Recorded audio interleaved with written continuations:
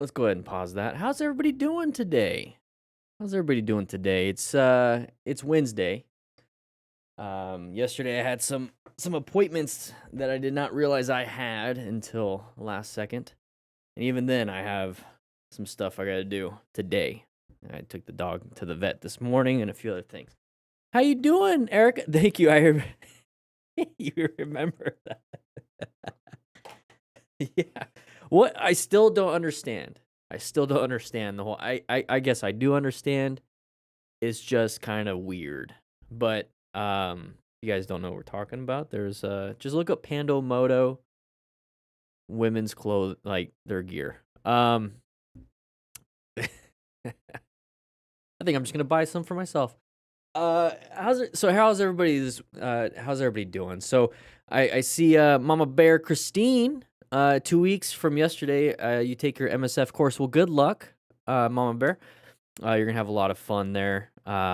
Just enjoy the 2 days of just kind of riding motorcycles, hanging out with 11 other people, if they have a full class. And ask as many questions as you want. There's nothing, there's no stupid questions. And one of the cool things about the whole thing there is that you're never gonna see them again. There's that. So even if you do feel like you asked a stupid question, you're just never gonna see them. That's how I like to look at things. Greetings from Austria. How you doing, Sto Ho or Sto Joe? But yeah, just been nonstop working, nonstop doing that stuff. You guys know the deal. I gotta pull out. Where'd my phone go? Oh, where'd the rock form recap go? I gotta do I lost my phone thing. Did I leave it in the car? I might have left it in the car. Oh, my Lanta. Yeah, I just came back from the vet. Just a follow-up. Nothing crazy. Let me go ahead and grab this. Bring this up here. If my phone is still my phone's connected to Wi-Fi, so I don't know why it's not finding it. I gotta get my phone just in case I get an emergency call or anything. 1 second.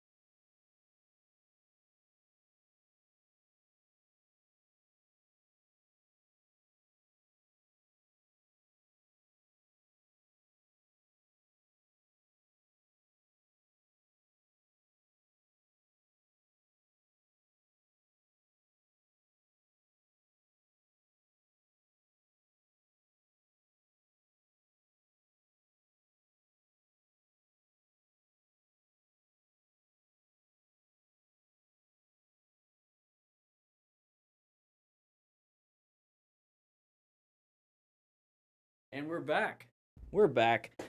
Must have had my phone in there for the last 2 hours. So that's interesting. There's a little bit of a delay on my side when I speak. I don't know, just lag.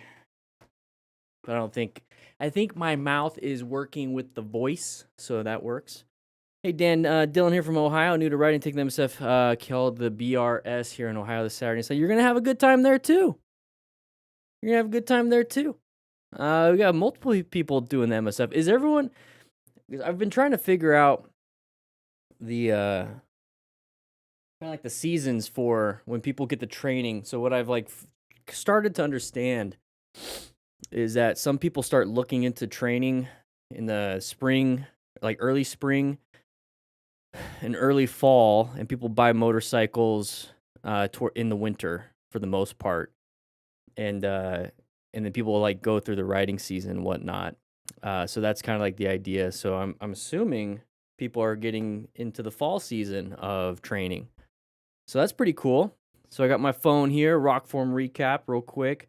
what have I gotten done? And Rockform's a sponsor of the channel, or an affiliate at least. Yeah, grooming. I went to see a football game this last weekend. Arizona Cardinals and Cowboys. Went to the game. That was kind of fun. That was interesting. Nice little weekend getaway. And then this weekend I will be out of town, also on a new vacation. I needed these vacations. This vacation is up in the mountains. And the whole idea with that is that my girlfriend's dog is getting old, getting very old. 16, 17-ish, probably 17 years old, and he's having trouble walking. He's just kind of getting to that age, just stumbling around a little bit. He's getting skinnier, all those things. And the idea is like, hey, we're gonna take you to the mountains and just have a good time. You know, maybe your last real like outdoorsy vacation. So that's kind of the idea that we're doing for that. So we got some people doing the MSF, and then we got some people. What are you guys doing this weekend outside the MSF? What does everyone any plans for this weekend? I always consult YouTube University before doing a job I haven't done before. Yeah, that's what I do. That's what I do. I learned how to replace a capacitor in an AC unit from YouTube, fix a fridge. I've built some things with wood. Yeah, the mountains might be difficult. We consulted with the vet, and so everything is fine there. And she actually bought him. I have it in the room. Let me go ahead and grab it. It's kind of interesting.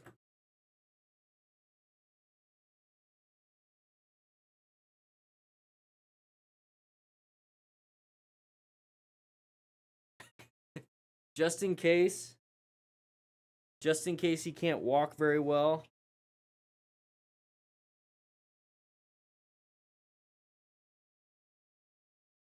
Got a dog stroller. You got it off Facebook Marketplace. She got him a dog stroller. So that's pretty cool. I guess I'll just stand for here. But yeah, so she did that. Does it come with ABS? It does come with traction control. ABS has been disabled because we do really good progressive braking. I tried fitting heated handlebars and glued my hands together. Yeah. Super glue. I've done that before. I like using nitrile latex gloves when do more. Yeah, I have like a couple boxes of nitrile gloves. I think I'm down to one right now. How you doing, Shmee? And I use it for like back. I keep a bunch in my trauma kit, but then I have like a whole bunch, so I use it whenever I change the oil or do any work. Can you disable traction control? I can if I just let go on a hill. Yeah, I could do that. I'm not gonna. I get in trouble for that one. It was worth it. Nice. Yeah, heated grips. Having any type of vertical. Oh, I'm trying to stream vertical and horizontal, and I'm getting issues with the vertical, but whatever, it's not a big deal. If you're watching it on the vertical, because I guess it puts it out to YouTube Shorts, that's pretty cool. Say hi. I'm just testing it out because it's doing it to both. But we got 3 videos today. She's not my wife, but my girlfriend, she's doing fine. She had some back pain, but then it went away like the next day.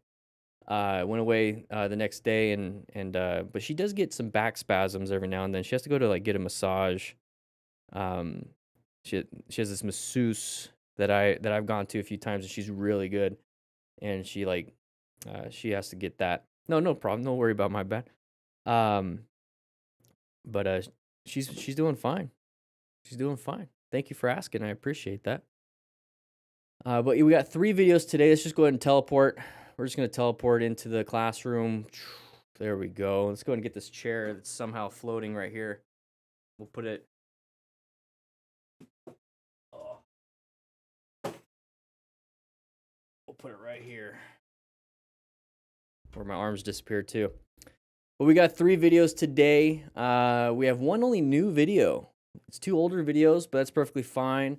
Let's see how old the other videos are. These are 5 years ago. 5 years ago. I picked some older videos because I wanted to, you know how it goes. I want to see how the plan method works. It works It works. I think the vertical stream is just gonna not happen. I'm gonna cancel that. We're not gonna do that because I think that's messing everything up. We don't need to do a vertical stream. We could just do that.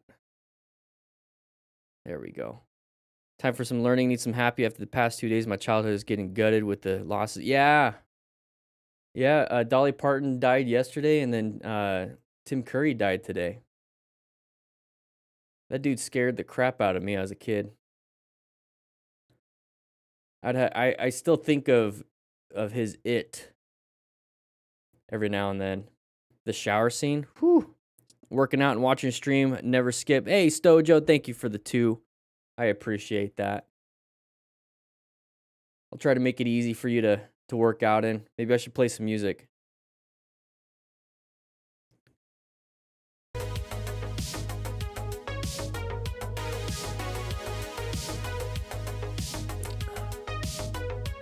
All right.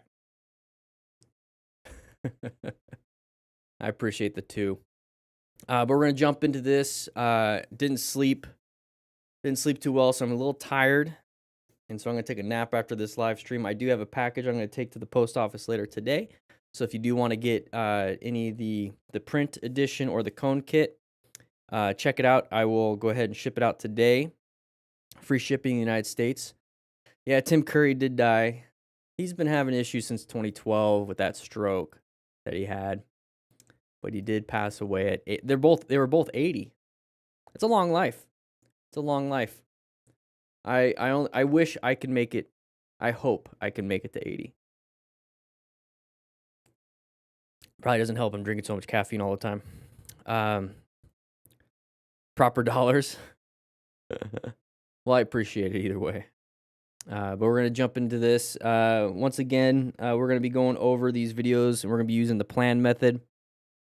I want you guys to be using the plan method when you're out riding yourself. I know you guys are. You guys keep showing up to this, and you've probably seen. I see the same names all the time, so I'm sure you guys use the plan method, or at least see the patterns. I mean, you can have your own method, really, at the end of the day, but I just want you guys to be visible, and I want you guys to see things ahead of time so you can actually take the necessary steps to get yourself out of those situations.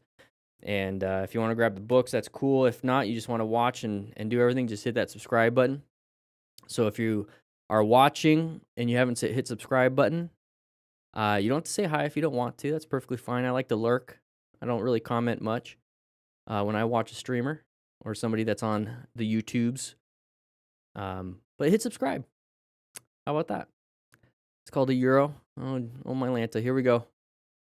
Don't pick a fight with Horovac. No, you guys are all nice. Anyways, we're gonna let's take a look at some of these. Well, let's go to the 5-year ones because they do have like these markers, like the most played. Let's see what the most played is on this one. Oh, left turn, intersection. We're gonna hit some gravel, are we? No, someone's gonna hit us. We're hitting slow right here. Somebody behind us. Oh! Nobody hit us. It's time to rescue. We could rescue. One buddy just went straight to it.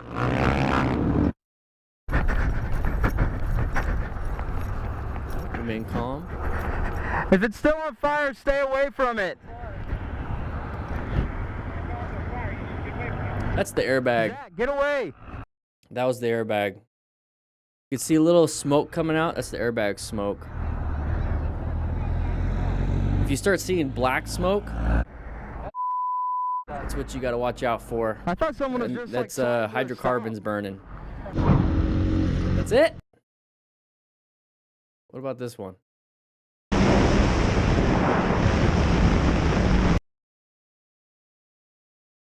Somebody put a quarter in the internet? What's going on here?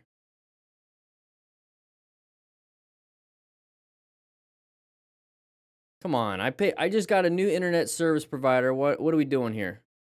What are we doing here?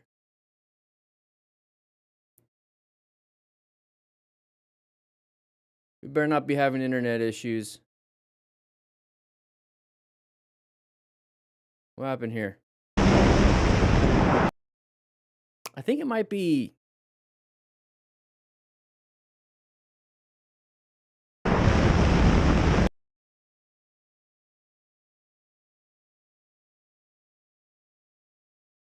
What's going on? I'm gonna have to do a packet loss test real quick. I'm not seeing any issues on my end. No drop frames, no rendering lag.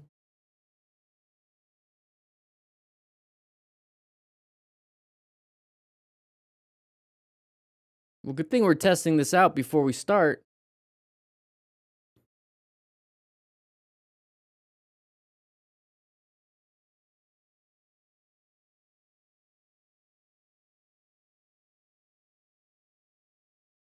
What's going on? Just checking.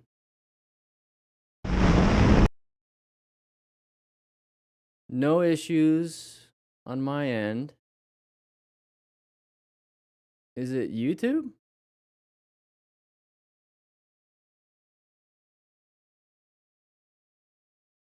No frames missing, no dropped frames. Bitrate looks good.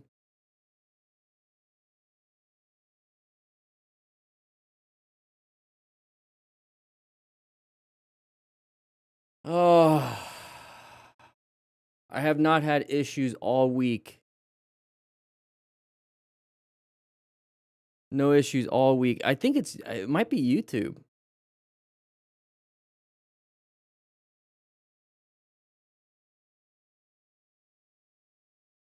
Let's try.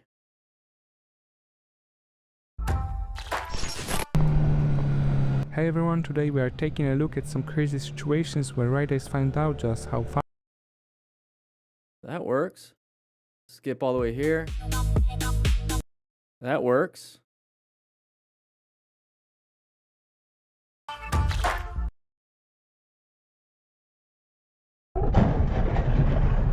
That works.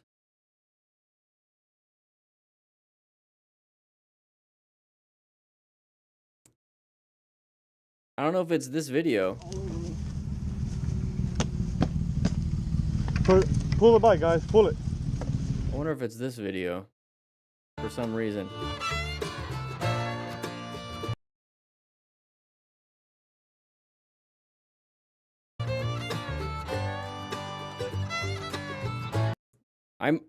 It looks like I'm also lagging a little bit too, but I'm not seeing anything on my end.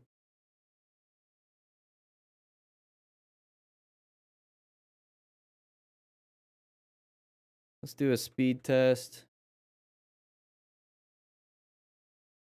Speed's good.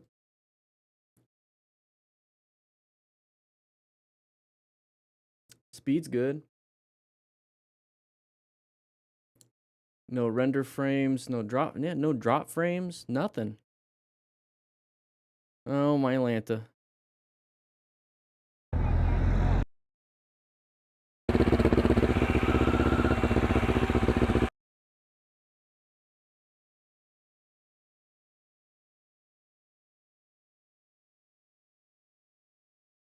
It might be the video. Hey guys.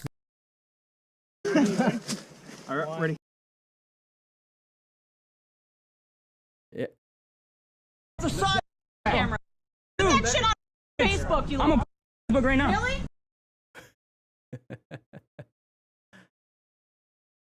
That's gonna be an interesting one if we can get it to play.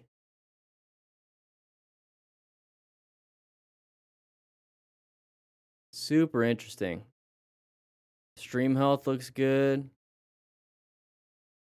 Yeah, I paid for YouTube Premium there. Come on now.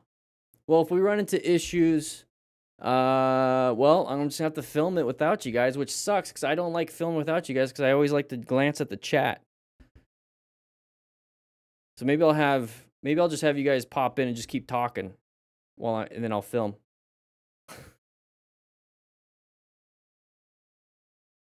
How you doing, PX Ranger? I'm gonna try one more time. It's frustrating. Let's put it here. Je vais remettre la béquille. Put it here. Te golpeé la rueda con la pierna, o sea, te golpeé I'm gonna la bring pierna con la rueda. I wonder if it's the YouTube stream, like the stream part. I'm gonna pull myself up on YouTube so I can see it live myself.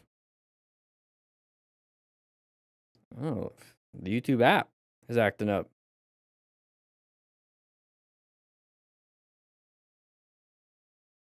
Let's take a look. All right, so I have myself on here. So I'm gonna go ahead and tire. The driver, however, didn't want to believe it. see if it. Yeah, it's the video. Because I'm moving well. I'm moving well on the stream.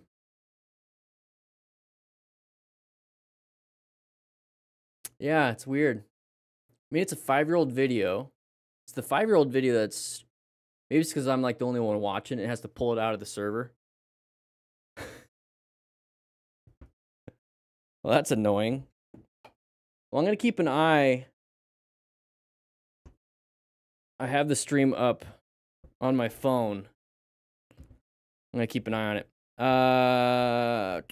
What are my thoughts on a rider in the early 30s versus a rider that's 50 years old? One has more money, possibly. The 50-year-old probably has more money. If they saved up better, invested better, so there's more money to possibly buy gear, training, and kind of do it a little bit easier in terms of getting the gear, the motorcycle they want, and the training that they want. When it comes to a 30-year-old versus a 50-year-old, physiologically, biologically, you're probably gonna have a little bit more. As a 50-year-old, you're gonna have back pain. You're gonna have all those things that a 50-year-old that has that a 30-year-old might not have, but it all depends on whoever's taking care of themselves. Neuroplasticity, maybe a little bit more ego with a 50-year-old. See, it's all dependent on the person. Really, at the end of the day, a 30-year-old and a 50-year-old, as long as they are focused on growing and taking care of themselves, there's nothing too different when it comes to the rider itself. I think that's with anything. I know a lot of 20-year-olds that are more wise than 50, 60-year-olds. I know a lot of 50, 60-year-olds that are absolutely impressive in physical fitness compared to a 20-year-old. So it's just kind of it really depends on the person. Yeah, it is kind of vague, but if you notice what I'm trying to say is there's really no difference. There's really no difference. It's all dependent on the person. I don't think the age matters. You have a speed training track day on the 27th. Nice. Nice. Also, I mean, sure, if you have more money as a 50-year-old, let's just say you have more money, that's the case. It does not mean you have to buy expensive stuff. You don't have to buy expensive stuff. You can get the same bike a 20-year-old would get or can afford. A nice little Honda Rebel 300, 500, some kind of 600 sport bike, whatever it is, a dual sport. It all just kind of depends on what you're going to be doing 80% of the time. And that's something that I was thinking about, I think on a walk on this weekend. No, when I was driving to Phoenix on this weekend. It's about what you're going to use your motorcycle 80% of the time. And it's well, how do you define that? And it's it's not what you want to use the motorcycle 80% of the time. It's more so what you currently do in your car. So if you're currently already driving, what do you do 80% of the time? You pretty much go to work, right? Run errands. That's kind of what you do. Now it all depends on kind of where you're at. Are you out in a dirt road, kind of in the city? Just basically paved roads anywhere, then you don't need a dual sport if you have paved roads. You'd want to have a dual sport if you have dirt roads going to where you need to go most of the time. Kind of if somebody has they bought a truck so they can go more, or an SUV so they can go on these dirt roads to get to work and whatnot. So if you're just gonna be going to work or you're just gonna be doing errands 80% of the time anyways, that's what you're currently doing, then get a motorcycle that's specific for that. You don't need to have like a BMW 1000 double R, if you have like a normal car that gets you to work, like you don't need to have a super sport to get to work. So like you don't have to spend that much money on a crazy expensive bike just because other people got expensive bikes and other people have a bunch of different things like that. You just get the bike that matches kind of like what you currently do and just enjoy it in that aspect. And I was thinking like a lot of people are like, well, I'm going to get a motorcycle because I want to start riding in the mountains. And it's like, well, do you currently already do that in your car? Are you only going up the mountains because you want to ride? Or are you going up the mountains because you love going up the mountains in your car and you're like, I think this would be fun on a motorcycle?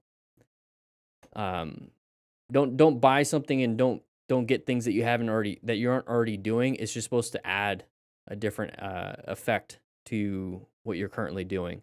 So if you like driving through the mountains and you love the fresh air, you have the windows down and whatnot, then and you're like, I want to get a motorcycle. It's like, okay, cool, then do that, but with a motorcycle, and it's gonna be different. Instead of being like, I always want to ride up the mountains or drive up the mountains.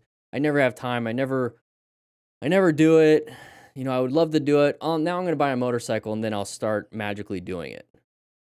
Don't buy a motorcycle, then start magically doing it. Find out if you actually like it, and then, get the added benefit of a motorcycle if you really want to go that route, and then do it. So it's really just about 80% of the time, like, what do you currently do? The motorcycle just adds an extra flavor to it. That's really it. Keeping an eye on my stream over here. Keeping an eye on the stream. All right. Everything seems to be running fine. Everything running fine on your end. Sweet deals on Craigslist. I can run errands much faster on the Fireblade than on my 250 though. Yeah. Yeah, adventure bikes are actually kind of nice. What do you recommend for someone who has a spinal issue, more like a failed fusion? I've heard adventure bikes are good to stay away from cruiser and sport. So cruiser, you're going to be sitting more like in a recliner, and sport, you're going to be leaning over quite a bit. And then adventure bikes, you're more so going to be upright. And so if being upright is comfortable for you, perfect. If kind of sitting in a recliner is comfortable for you, then that's fine. But usually with a cruiser, you're going to have forward controls and your arms are going to be forward. So you're kind of like this a little bit. Try to keep it straight, but you're doing that. With an adventure bike, you're sitting up like this a little bit more. Like touring bikes and stuff. So something that's more upright, and you can always change. It's going to change some of the ergonomics on some of these things, but you can change like the handlebars and the clamps that adjust. So you can actually get some that will make it easier for you ergonomically. It's going to change a little bit of the turning, but that's something that you can train for. Yeah, ergonomic, like that's one of those things is that not a lot of people look at. They look at the bike and like, I want to get the bike because that's what everyone has, versus this is how my body is, this is how I feel, this is the comfort I have. And so what I always recommend is you pick the bike for comfort first.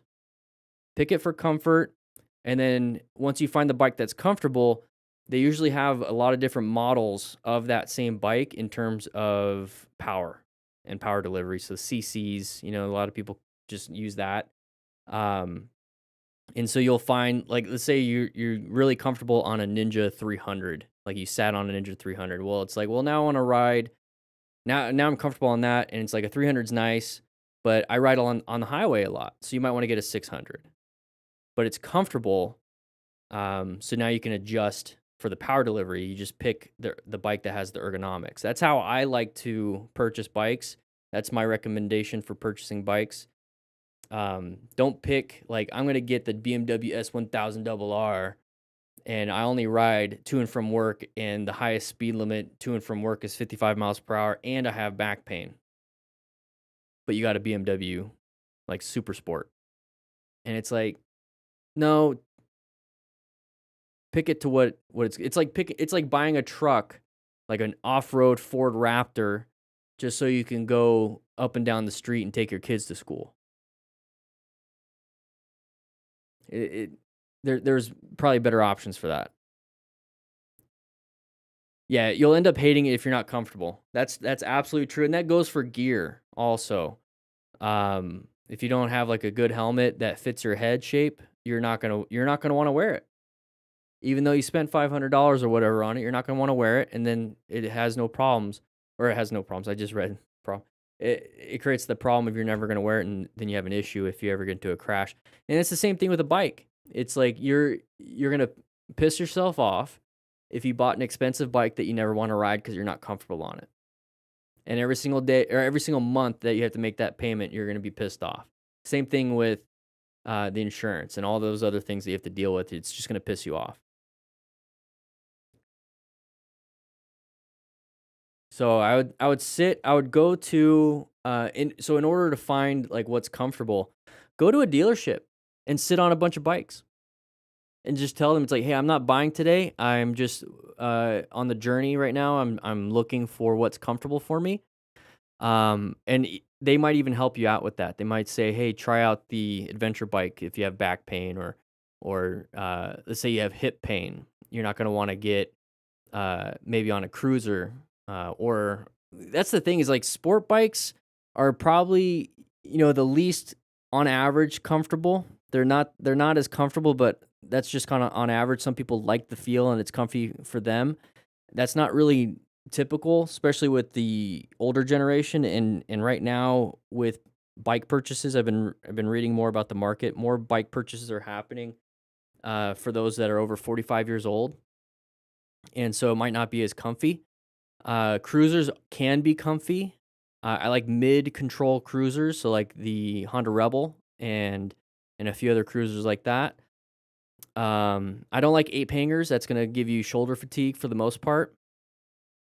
The most comfy bike that I've ever been on was my Indian FTR, but outside of that would be dual sports or adventure riding bikes. They're just comfy. They're just tall. That's kind of the thing. The Tenere 700, yeah. Yeah, there's some like that's a really comfy bike. Yeah. Perfect, Amelia or Emil. Did I say am I saying it right? The more I say it out loud, the more I sound like I feel like I'm saying it wrong.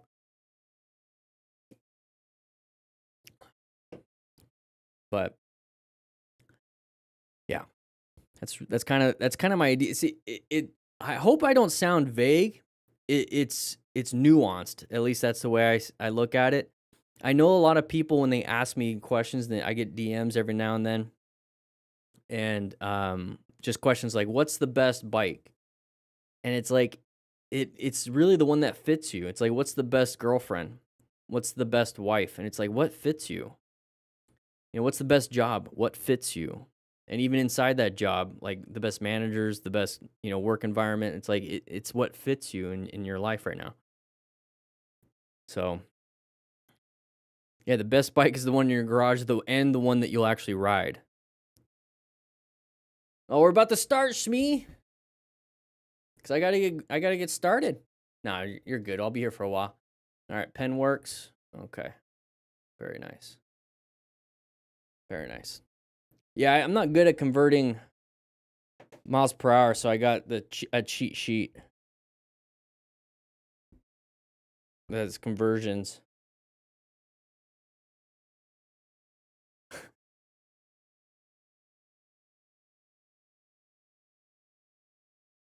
.6'3", so we're basically the same height. Oh, nice.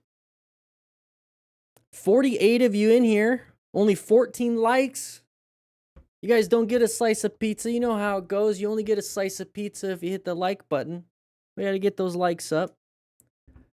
Gotta get those likes up. Well, technically only 40 something of you are in here because I'm watching it on my phone at the same time, making sure the internet is doing well. I think it might be the YouTube live stream, this section that I'm looking at. Oh, we're doing it again.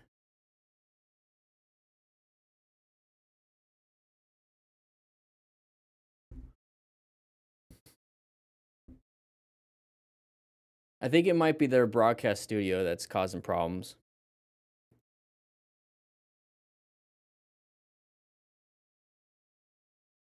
The KLR 650 was really, I had one for a couple months.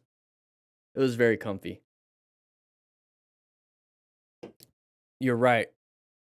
This is what we got to do.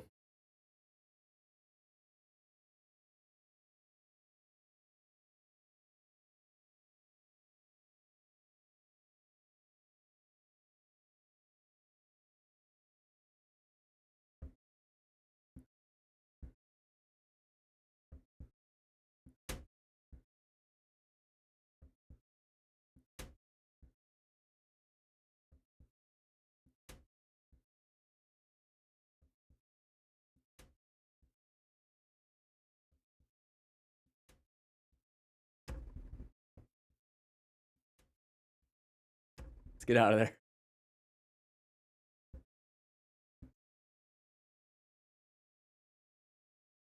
All right. All right. Where am I going to pop up? All right.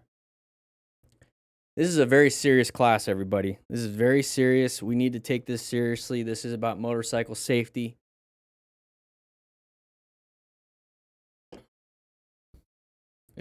I do have hair.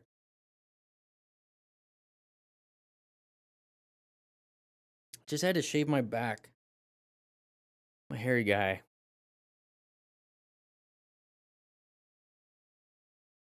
All right. So we got everything. Everything looks good. We are going to hit play. So here we go. 3, a 2, a 1. All right, everybody, we have a MotoStars video. We're going to be watching crashes and close calls. Oh, we're going a little bit hard into the intersection. So we're going to be using the plan method. I know MotoStars is talking, but we're going to be using the plan method when it comes to this. So intersections and corners are hazardous situations. Okay, so we need to locate them first, and we need to be able to, let's go ahead and bring that back up, assess what the relevant threat is. Typically, intersections would be left turners or any other cars. Corners, it's going to be us failing to negotiate that corner, and any active threats. So that we have to watch out for those cars, and we can only do 3 things. So if you're brand new to riding and you don't know what to do, obviously you need to learn how to ride a motorcycle. You need to actually manipulate the motorcycle. You need to be able to go, you need to be able to turn, and you need to be able to stop. And you can start that off pretty easily. It's the part of the system here. This is the first few chapters going to be riding in a neighborhood. So if you bought a bike, I teach you how to ride. It's part of the whole motorcycle training system that I have here. Free shipping in the United States, by the way. But you need to be able to do those 3 things. Go, stop, turn. And we practice that very simple and keep building up, building up, building up. And then all you can do in an emergency situation is bring that back up, navigating active threats, are those 3 things. It's pretty simple. You start off really slow. You start off going like just a little bit of a turn. You start learning how to turn. You start a little bit of the progressive braking that you learn. Okay, you're going to do a little bit of that. But then with the emergency situations, you need to swerve. So a little bit harder on the turn. You need to be able to accelerate hard. So not whiskey throttle it. That means you're going to be all crazy, but you need to be able to accelerate pretty good just in case you have to get out of a situation. So you need to know how to accelerate, right? Emergency acceleration and emergency progressive braking. That's going to be able to, stop yourself or slow yourself enough to where you can then make another decision to either swerve or do something else. Maybe it's just going to solve your problem when it comes to that, because there's only so much we can do with total stopping distance. Now that you understand everything, I teach you through everything here. There's QR codes in here of videos of me demonstrating everything. You learn how to rescue somebody after a crash, and it comes with a cool phone app. So you'll get an email. It's going to download. You're going to get it on your phone, and you actually can practice everything too. And all the videos are inside that app. So there you go. Pretty cool. And you get a digital version also. There's a digital version. But what happened here, now that we got all that out of the way, I'm going to try not to speak about the system, but please check it out. Links in the description is what we're going to use for all these crashes and close calls. So what happened in this crash? I mean, you can kind of already see it right here. Let's pretend that this is a corner. Failure to negotiate corners. So what happens is that we go a little bit too wide in the corner, or we lean the bike really, really, really, really, really far to the point where we push our tires to the maximum traction point, and then maybe a little bit of gravel, maybe a little bit of ice, maybe a little bit of water, whatever it is, or we just keep leaning, and we just lose traction and we low side, which is what that is. A high side is when he flips over. Hopefully we don't see any of those because it's very high mechanism. So if you don't know what mechanism of injury is, basically it's going to say, hey, a lot of physics, a lot of force, a lot of injury. Sorry, I just burped. Right here, roundabouts are considered intersections, okay? So you notice that there's cars, and then let's go back just a couple frames right here. Usually have like a car that wants to come out, all these different things, and then we collide into them, and that's the intersection. Here, people are treating this like it's a corner, so they're going really low and crashing. So roundabouts can be kind of dangerous. It's not to mean that you should be fearful of them. It just means that you should take it nice and easy going through it. And that's why we locate hazardous situations. We need to assess if any cars come out, navigate any cars that come out, navigate any potholes, any debris. And then also, active threats can mean you. Are you going through this corner? Are you going through this intersection at a high rate of speed? Are you acting kind of dumb? And dumb is not a bad word. It just means that you're not smart yet. And that's kind of the whole point of being a smart rider. Okay, I didn't use smart because I think it's supposed to be you're dumb or not. But I like the fact that we are going to be acquiring gear, seek and maintain, acquire, rescue, and teach other motorcycle riders. These are the principles that we have here. And that's why these books are here, because we want to ride smart. So this person was just kind of going crazy. Let's watch him do the whole thing again. Today we are taking a look. Let's go back just a little bit, right at the beginning. He's going in and he's going all over the place. We're speeding. Hey, we're going to go ahead and lean really hard. We're going to lean really hard. Wrong on the road. So here, we could just kind of cruise through. Just cruise through. Keep the bike more upright. These are all things, like I said, I teach in the book. These are all things that we're going to witness here on these crashes and close calls. And now that we understand this one, we're going to keep moving, and we're going to utilize the plan method, like I said. And if you notice, I didn't say anything about the position for safety. There's a few things we want to look for position for safety. We'll see these in other videos. Is that we want to have good line of sight. We want to have one escape path at minimum. I like having two. And we also want to have a space cushion around us away from other things. So when we're out riding on the road, these other cars, think of them as part of being a group ride that you didn't invite them to. Okay? So he did fine. Now, why did he fall down? This is something that you learn in the book. I know I said I was going to keep talking about it. Oh, jeez. I just hit the button and caused him to crash. We talk about this in the braking part with the progressive braking is if you have your handlebars turned and you apply the brakes, it's going to fall towards that. So whenever you apply the brakes, you want to try to keep your handlebars as straight as possible. We do talk about that in the book. When it comes to corners, one thing I like to teach is middle, middle, middle. A lot of people like to say outside, inside, outside. So if you've heard that on the internet, you've heard that anywhere else, that's okay, cool. That's one way of doing it. I like middle, middle, middle. Why do I like middle, middle, middle? Well, back to positioning for safety, what I like to have is space cushions. Okay? So especially on a corner like this, it's a line of sight issue. Like I said, with position for safety, I want line of sight. I can't see around the corner. I'm going to put myself in a position for safety. I don't know if anybody's going to cut that corner, which is what happened here. Also, I want to stay, like I said, I want to stay away from anybody coming over the corner that's not paying attention or coming over the line. I'm also putting space to the right side because that's where a lot of debris happens to live. Okay, debris likes to be on the far right. So I like to stay away from the debris. I like to stay away from the rolling debris that's a couple tons. And it's going to give me some space to where if I have to swerve left or right, I do have space to do that. So if I was outside, inside, outside, so outside, inside in the corner, and then back to outside, if I was on the outside, I can't swerve left. I only have one option to swerve right. Yeah, I said escape path, I have at least one. Perfectly fine, but that's all you have. I like to have both. So that's why. Now, some of the criticism towards that, which is always warranted, and I appreciate the criticism on it, is that why be in the middle? That's where all the oil is. Where's the oil? Where does oil typically live? Sure, in the middle, right? Because that's where all the engines are on cars, it drips, blah, blah, blah. But where do you typically see all the oil when you're out riding? It's at intersections, right? Intersections where cars sit and they just pause there on a red light and just drip over hundreds of thousands of cars. Finally, you have a bunch of oil, then they repave it. You hardly ever see oil here because you'll have a drip here maybe a drip way around the corner, drip, like a tiny little drip. You're not going to have an accumulation of oil unless somebody punctured their oil pan. I get that. But once again, if there is oil and you see it, you can go to the left or you can go to the right. Same thing with any other road surface hazards. So that's the criticism. That's perfectly warranted. A lot of people worry about that. I don't worry about that. If you're ever out walking, a lot of people don't walk, but if you're ever out walking in your neighborhood or in the streets, like you're walking on the sidewalk, just look at the road while you're walking.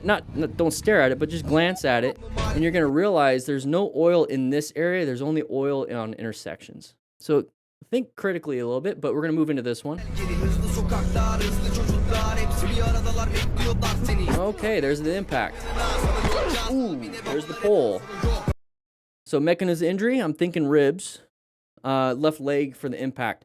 So remember what I said about locating hazardous situations? Yeah, intersection. This is an intersection. This is a pattern that we like to call right in the comments. I see you guys in the chat. We do this live at least once a week. I try Tuesdays at 11 a.m., but today's Wednesday. That's a side of the vehicle pattern.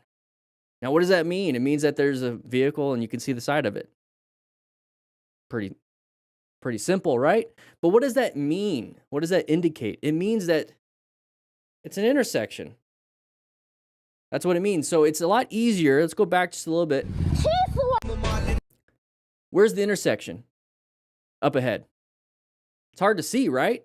You're going to have to look for the breaks in the road. The little breaks in the road where the curb disappears and all that stuff. And it's kind of hard to see because it's really low and they kind of blend into each other. Now look, where's the intersection? Where's the intersection? It's a little bit easier to see when you can see the side of the vehicle. That's going to let you know that there's an intersection. And really, you don't need to know if there's a big intersection or it's like a hazard, like a relevant threat. If you don't see a car there, right? That's the whole thing, is you need to assess for relevant threats, because those parked cars aren't a problem. But you can see that you see the front of a car. So when you see the side of a vehicle, that's going to let you know, hey, there's a possibility that this is going to be an active threat. So let's go ahead and be cautious. So that's why I like to look for patterns. Side of the vehicle, open lane pattern. We might see one of those later. But that's going to help you see that something could happen. So now at this point, you're prepared. You start to see it. Now, what do those three things that I talked about? Pop quiz. What did I say at the beginning? You can only do a turn, accelerate, or brake. Emergency swerve, emergency brake, emergency pop quiz. So what can we do here? Well, let's cover our brakes. Let's cover our brakes just in case we have to start doing good progressive braking. Let's cover our brakes. Let's look for our escape path. Where could be an escape path? Possibly to the right, because if they're coming from the left to the right, there might be a gap. Now we get up to here. Now we react. I want you guys to be ready back there, not right here. You're not going to have enough time. There's not enough time. Okay? So let's say we got to here and we were prepped and we're like, oh crap. Well, we can apply the brakes. We can swerve right as best we can, still try to stay on the road. What's the other thing that we can do? Emergency accelerate. And this is where an emergency acceleration can help. Hopefully we can get ourselves out of there. Maybe it just hits the back wheel, not our leg. Because the goal is to protect ourselves. I don't care about the bike. Protect ourselves. If we crash because the back tire got hit, it is what it is. It's a lot better than getting our left leg amputated or our left leg crushed or a broken knee. That sucks. You don't want that.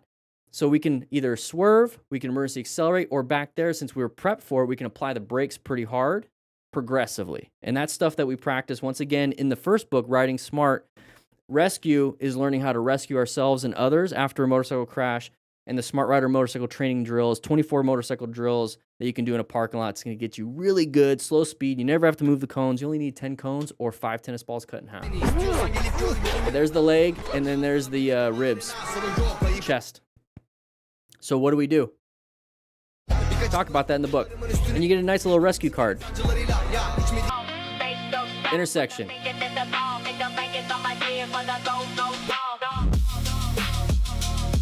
We dropped, we got hit. This is why, just in case, we acquire and use personal protective equipment. There's nothing he could have done as a fender bender, but if we're in a car, it would have been like a little bumper scrape, maybe paint transfer, you know, not that big of a deal. But on a motorcycle, we got knocked down and then we hit our hip on the right, we hit our knee on the right, we hit our shoulder on the right, possibly boop, bonked our head on the pavement. And if we weren't wearing any gear, could be a fracture. Could be a fracture of one of those or all of them. And so the gear's not there to prevent injuries, it's to make it to where it's not as severe. So if you still hit your head from standing with a helmet, you're going to have a headache, which is technically a traumatic brain injury. It's just a really low grade one. If you have a skull fracture, that's a high grade. And that's all the force is transferred into your brain. Now you might have issues. So having a helmet is going to make it to where it's going to be hopefully very small in this incident. If you're going 120 miles per hour and you hit your head into a pole or a tree, it's just going to keep your head inside the helmet, but you're not going to probably live.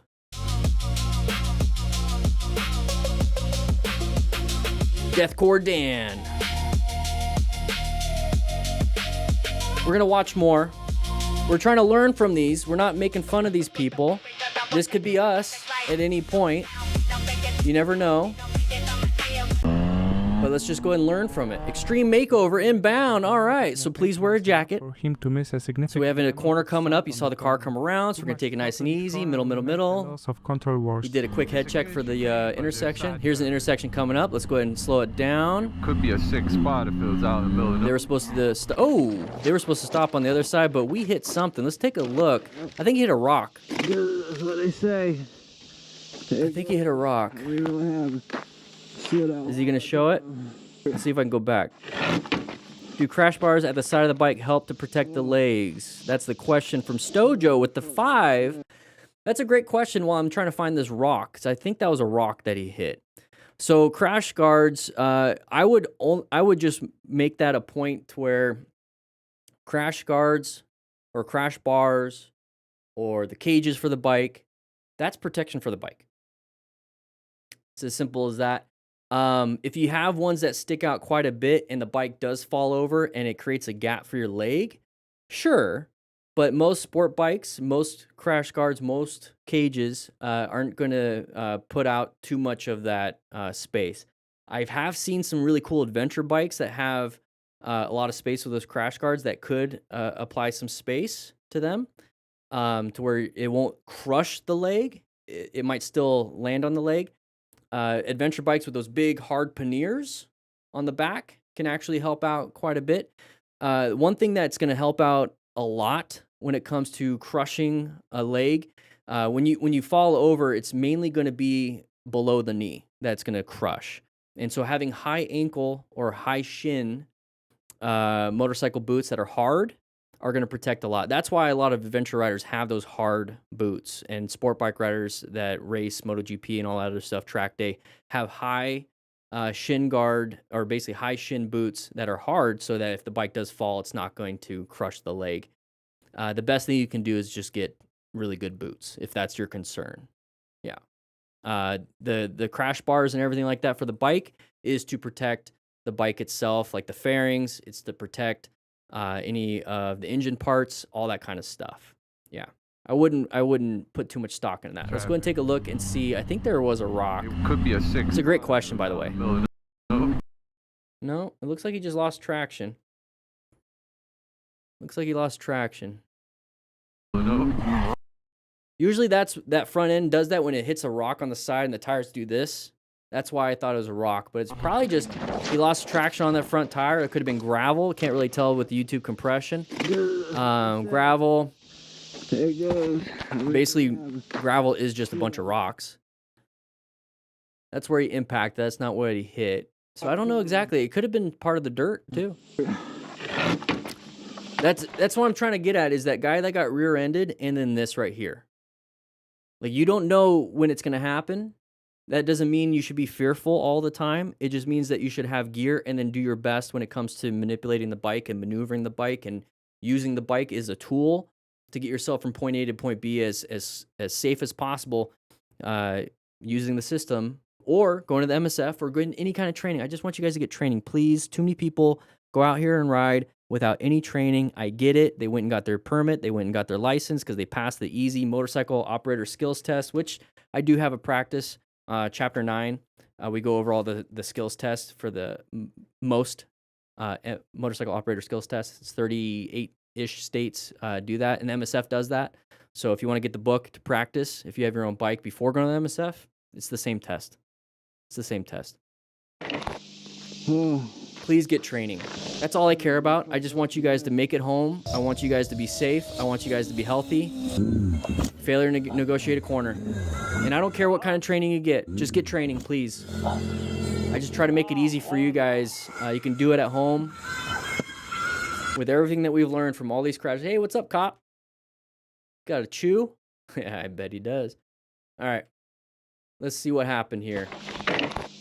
Gravel is just a bunch of rocks copyrighted. That's right. Horvath, you owe me 20 cents now. All right, so failure to negotiate a corner. Going a little too fast in an easy corner like this. This is kind of like out in the mountains, kind of just any corner. Going too fast, went wide.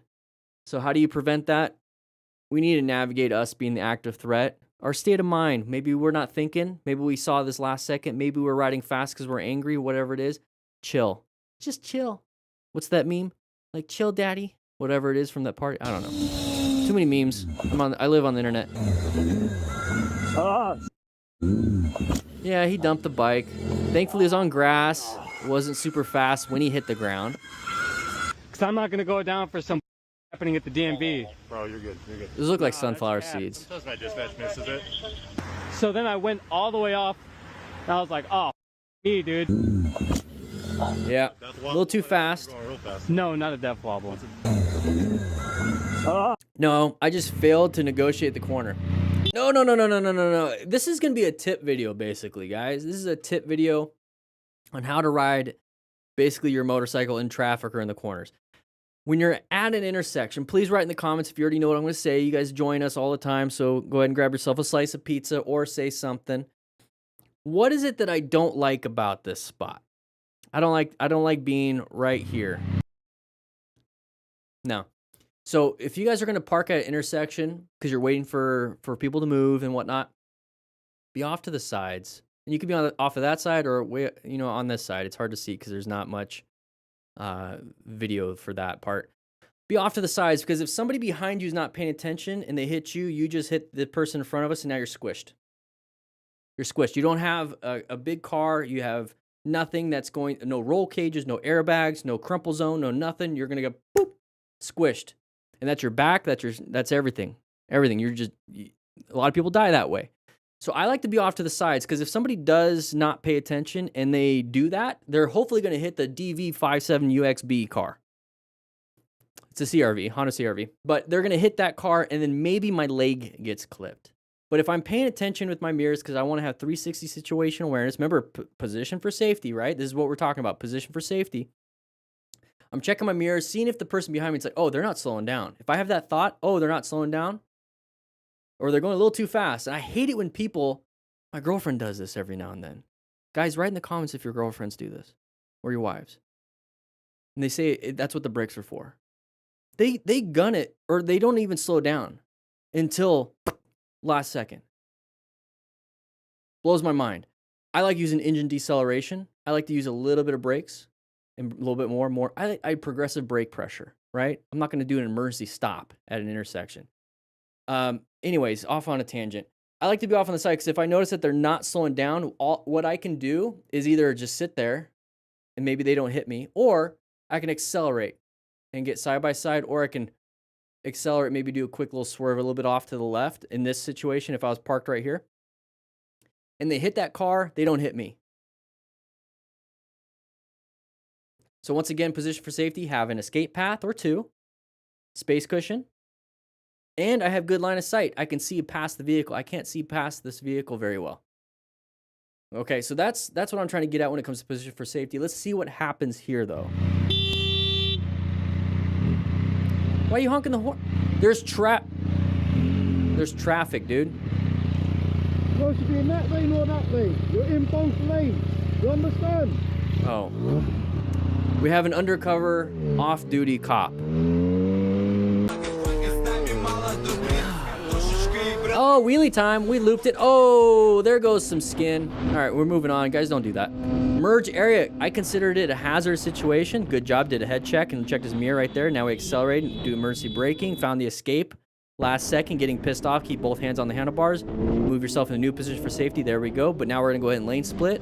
Not very recommended, especially when there's intersection and traffic coming up ahead. And now we're just going to go ahead and do this. Did you not see? Did you not see what you... If I can talk that quick while somebody's riding, you guys can think a lot quicker.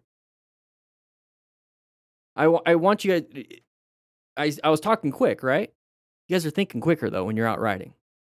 And this stuff comes to you second nature the more you practice it. And I recommend if you start riding for the first time in traffic and everything, talk to yourself about what you're doing. Reiterate what I'm doing. What I just did, obviously do a little bit slower. Don't put yourself in an emergency situation, but it's like coming up to a corner. Middle. Find an escape path. Got an escape path. Space cushions. No cars coming around. I have a line of sight problem. Hey, there's a recommended speed limit change, and it says a sharp turn coming up ahead with that sign. I should go ahead and prepare for it. Okay, here we go. I'm going to go ahead and make it. Talk to yourself until it gets to the point where it comes natural, where you don't have to talk to yourself. Now you're thinking it. Be your own voice. A lot of you guys say that you hear my voice when you're out riding.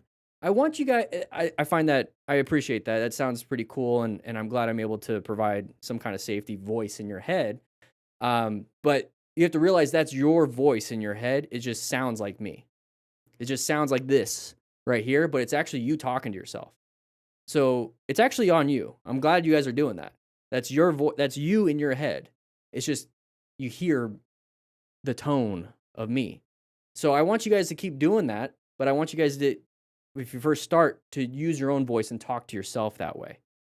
Okay? You hear my voice, but it's an Irish accent. That's interesting. All right, so yeah, this guy right here. Yeah, that sucks. Road rash. All right, so right here, what I'm trying to get at is that we know that this is a merge area. Remember what I said about those sides of the vehicles? Hey, look, it's the side of the vehicle. It's kind of an intersection. We're supposed to go into one lane, I think. No, it looks like that sign says that it's a lane added. It's a lane added. So they're all supposed to stay in that lane until they decide to move into your lane. But me as a cooperative rider and a cooperative driver, I am going to do what this guy did. I'm going to do a head check, check my mirrors, no one in my blind spot, switch over the lane so anybody that might want to come over, they can come over. That's what I would do. So he did that. That's what he did. Now this truck driver with the trailer, they're supposed to stay in that first lane, or it doesn't actually, they don't have to. They're not supposed to. They don't have to do nothing. If they have their indicator on, they can switch however many lanes as they want. Maybe in certain states, they have to stay in their lane for like 2 seconds or whatever, or indicate for 3 seconds and then switch lanes again. So that's what I do. I don't jump over. I go one lane, check again, go another lane, check again, go another lane, check again. No one does that. I just happen to do that. I hope you guys do too. So we got right here. Now somebody comes up to here. First instinct is to honk the horn and apply the brakes. Don't worry about the horn. It's a wasted movement. Keep your hands there. Just apply the brakes. Start looking for that escape. He's not stopping in time, and that's part of total stopping distance. We're not going to be able to stop in time. We perceived it. We started braking, but our braking distance of us to slow it down enough to where we don't hit something is just too great. If we stayed in this position the whole time, we would have been in the back of that trailer. Okay? That's really what it is. So he recognized that, and then he decided to move over into his escape path with a slight swerve, a slight lane change right there. So that right there is perfectly fine. Did a great job. This is a close call. This is a little scary. It's a little pucker moment. Maybe a little turtle head coming out, or just a little bit of poop in the pants. Who knows? Who knows? I would check my pants after this one. But he did fine. He did great. Now, it's a natural instinct to get pissed off. Natural. Absolutely natural. Natural. Cool. You're pissed off. How's that going to affect your riding? How's that going to affect any other consequences now happening? I'm telling you right now, nothing good has come out of being angry in a situation where you don't really need to be angry in. Okay? The consequences have never been good unless you've been able to manage it. So at this point, boom, you're angry. Got it. Cool. Fight it with gratitude. Fight it with other things, with positivity. Fight it with, I did a good job. I applied the brakes. I did my head checks. I found an escape path. I saved myself. This person's an asshole. Okay, well, I'm good. I'm happy that I did what I needed to do. I'm going to move on with my day. I'm going to take this as a lesson. And then for a couple days, you're going to think back and you're going to be pissed off again and again and again. And then just relax. Try your best to manage it and relax. Because if we start riding angry right here, we can have road rage. We can start, now the rest of our commute home or to work and all that other stuff is going to be on high alert, but with an angry tone. So now you're going to be pissed off at drivers, take bigger risks than they need to. And if you keep it going, now you're going to take it home to your wife. You're going to take it home to your coworkers. Your job, your work is going to suck. Your home life is going to be ruined for that day. Hopefully no longer than that. You see how it's just going to get worse? So at this point, we don't need, this is the anger. Now we lane split. We put ourselves in a dangerous position to lane split between an Amazon vehicle and a truck and a trailer, and we have an intersection coming up. We're not prepped and ready for locating the hazardous situation. We don't know what's happening. Now we're going to cut in front of this person, and then we're going to just slow it down in front of them. So who knows if they're able to stop in time, boom, they hit us, and we're dead. Did you not see? You see what I mean? What you just did? A very good reminder that on twisty roads, so Anger's not a bad thing. staying in your lane and riding with your It's just- it's absolutely critical. Things can What I realized in my own personal life, and part of what we do here is not just for motorcycle riding, it's for also us as the rider to, you know, be better. That's all it is. Anger is not a bad thing. It's just that I recognize throughout my life, I'm 39 years old at this point, lots of things happen in my life, is that I realized that there's only a few situations where anger and the behavior coming out of it, right? So you can be angry, but just not express the anger behavior, like yelling, hitting, all these other things. There's only a few situations where it's needed. And I found it's really just life or death situations. So let's go back just right here. It was a great, thank you for putting that out there, my moto. So right here, anger. Anger is a great thing because the reason why you get angry is because somebody crossed a boundary of yours. This is a boundary. Hey, you crossed in my lane, you're putting me in danger. I'm angry. Perfect. Good situation to be angry in. And that's going to force you to make a choice. It's going to force you to act. And so the action that you take could be, I'm going to crash into them and start getting pissed. You're already pissed. Crash into them and get angry and start trying to get into a fight. Or the anger could be, hey, I need to do something right now. I'm angry that my life's in danger. I need to protect it. And that's going to be progressive braking. That's going to be a swerve or emergency acceleration. Navigating active threats. That's why it's red. That's why it's red. I don't tell people about these color codes, but that's why it's red. Okay? So we need to do something to get ourselves out of danger. Use that anger for that moment. We're angry. Still be angry to get yourself out of this situation. I don't like the space cushion. I'd roll the throttle, apply the brakes a little bit more, let the guy go up a little bit ahead because he's speeding up. I'm slowing down, so the gap's going to increase. I want to be angry right here, but the moment I'm back into safety, anger is no longer an emotion that's useful. That's where I was trying to get to the point of like, then talk to yourself and get yourself out of that anger. So anger is no longer useful once you are safe, right? But the thing is with emotions, they linger past the situation. And so if it's lingering past, you now have to actively fight that emotion. I don't want to say fight, but you actively have to manage that emotion. You have to actually tell yourself with thoughts and possibly going for a walk, that's a behavior, to change the feeling, change the emotion back to baseline, back to the appropriate situation. If you're safe now, why are you angry?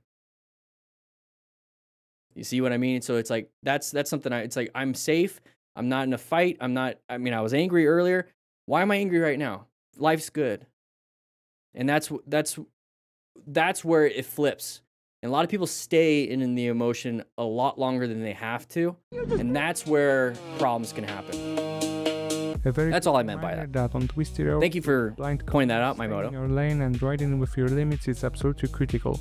Things Okay, can happen so in split the seconds, rider it's coming always towards better to us avoid is in the putting wrong yourself and lane. others in a situation. Why would he be in the wrong lane? We've already talked about it. It's already a 30-minute video. Why would that rider be in the wrong lane? And you see the problems that happen? That's a high side. So there's the high impact, and then there's the head. That's why you wear a helmet. That's why you wear full gear. That's why you don't speed around corners. Take it nice and easy. If the corner looks a little bit sharp, it's sharp. Take it a little bit slower. Now you just caused another rider to crash, and that person looks like they have a passenger. And this is why I teach how to rescue. Remain calm, ensure own safety is hands off. You don't even have to touch the person. Okay, I talk about it in the book. Stop major bleeds and quickly assess severity is hands on. So you're actually stopping any major bleeds. Somebody's bleeding out, you get a tourniquet, direct pressure, learn how to pack the wound, all these things. You take a stop the bleed class. Highly recommend it. I do teach how to do it. It's just kind of like the awareness. I want you guys to actually do a hands-on class if you're going to be doing stop major bleeds, because it's just you're going to learn so much more. Highly recommend, and it works really well for anything else too. You're at home and your wife drops the knife and it lacerates her leg. She's bleeding everywhere. What do? You learn how to stop major bleeds. Your kid fell down the stairs and he has a compound fracture and he's bleeding out. What do? Stop major bleeds. You witness a car crash. You witness a motorcycle crash. What do? Now you can remain calm and ensure own safety. You call 911. You can, wear some gear, look for other hazards that are out there. But please get rescued. I would like to make some tank stickers or magnets. I know where to get them. That's not a bad idea. Oh, panicked a little bit because he saw the gravel and the dirt. Remember what I said? When you're leaning or your handlebars turn, you apply the brakes, it falls towards the inside or the outside, wherever the handlebars are turned towards. That's what happens. That's a newbie mistake. So if you're at the MSF, or you're going to take the MSF, one person will do that. One person will do that. And if somebody drops the bike or you drop the bike, I was an MSF rider coach. What I would like everyone to do in the class would be to clap. To clap and be like, thank you. You're the first one to do it. Thank you. Now we can get it all out of our system. We're not going to do that again, are we? Yeah. Everyone clap. It's just one of those things. All right, here we go. Speed wobbles. So we're speeding and we probably went over a bump. So like a transition from the bridge to the pavement and whatnot. And this is what's happening. So the suspension is doing this, which is making you do this. And you're kind of stuck with the physics of it all. Now, what do? Some people say speed up. Some people say release throttle. A lot of people say don't apply the brakes. There's never a dull moment when I'm speeding, and sometimes it takes very slowly splitting things into a very good. Necessary confirmation. Oh, he's trying to block you. Just kind of stay away from the idiots like that. No point in getting angry. No point in getting pissed off. They're having a bad day. Don't let their bad day infect your bad day. See what I mean? See what I mean? Don't let their bad day affect your bad day. What did that say? What did the sign say? I don't know. It's blurry. But those are the signs I want you guys looking out for when you're riding in the mountains or riding anywhere. Any orange sign, it's a caution sign. Pay attention to those. Beautiful view. Changed up the color grading. Interesting that he actually endoed on dirt. Usually the front tire washes out. Yeah. But no helmet. That's crazy. Easily could have hit his head pretty hard, skull fracture, all those fun things. Just immediately over the bar.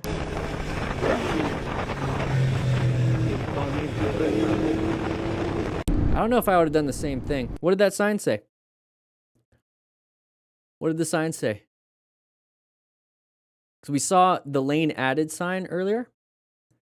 And this sign is a merge sign. So that means you're going to have to merge at some point. So be ready. Look for cars while you're approaching. Okay, this is something that I'm going to teach in the new book that I'm working on right now, which is highway. There's going to be a highway section about on-ramps, off-ramps, tips on how to ride on the highway. But that's a merge area, so, I mean, you're going to have to watch out for people. Watch me almost ram into the back of someone because traffic decided to stop suddenly. That's why keeping a space cushion. Do a head check, find the escape. Did fine. It's a close call. You handled it. My big fear would be getting rear-ended, because if I stop suddenly, the person behind me is gonna have to stop suddenly. All right, ride like you're invisible. Nah, bro, I drive like you have eyes. Yeah, ride like you're invisible. I ride like nobody sees me. I'm not invisible. One way to prevent myself from being invisible is movement. And I've mentioned this last week, and I mention it all the time, is that whenever you see, can you find snipers with a ghillie suit in the woods? Yeah, if they're moving. But if they're staying still, it's kind of hard. But if they're moving around, walking around like Bigfoot, it's still going to be a little bit easier. So movement makes it to where you're visible. Movement makes it to where you're not camouflaged as well. So if you're able to move just a little bit, have a white helmet, try not to blend in, don't get all black, because guess what you're mixing into? Don't get all earth colors and grays, because you're going to be mixing into everything. Get a white helmet. Get high-vis gear. Move a little bit too. Okay? Just a little bit. Then right here, he's going to accelerate. This person's going to sneak out. Just moved over. What's going on? I don't know. Let's find out. Somebody on the ground, or is that just a bunch of debris? Remain calm. Ensure your own safety first. I'd be looking down at traffic while walking to that. I don't need to look at the cardboard until I have to pick it up. I'm looking at traffic the whole time. Then I look at the cardboard, pick it up, and then keep looking at traffic. But he did fine. It's very high risk, but he's going to probably save somebody. So that's nice. Being polite and letting her know. Okay, on today's episode of Stop Being a Dumbass Driver.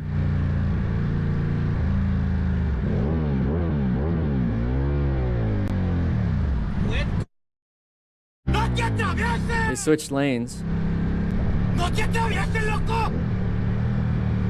Okay. He handled it. It's not a big deal. We don't have to get angry. People switch lanes all the time, and we were staggered, so he switched. You were just going faster than the flow. It's annoying. I get that. Roundabouts, intersection, side of the vehicle, side of the vehicle, side of the vehicle. Applied the brakes. Very nice, especially in a corner. And we're moving on. Where's some gear? There's a side of the vehicle. Side of the vehicle. Not a big deal. Pay attention. Side of the scooter. Side of the scooter. What are we doing? God, her hair is long. Get stuck in the wheel at that point. What are we listening to on Spotify? Just cruising. Just hanging out. Hopefully talking on our Cardo Pack Talk edges with our buddy that's way up ahead. You saw the sign, right? Yeah, I was letting you know there's a corner. What was the sign, everybody? What was the sign? Oh, look, it's going to be a sharp right and then a sharp left. Here's the sharp right.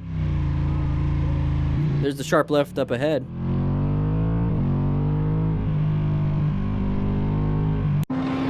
Old guy trying to kill me. They switched lanes. You switched lanes. Why are we so angry? I don't know, like, some things just don't bother me as much anymore. Side of the vehicle. Side of the vehicle. Good swerve. Got himself out of it. You see, that's all it takes. Yes, it's annoying. Yes, it shouldn't happen. Get pissed off. Got yourself out of it. Now, calm yourself down. It's a generic curves ahead. Okay. Yeah, I mean, same thing. It's like curves ahead, but hopefully they're accurate. Speeding through traffic. Lane splitting. Looks like California. We have this camera angle for a reason. Hopefully our buddy behind us doesn't crash. What do we got here? We just showcasing that we're going through traffic.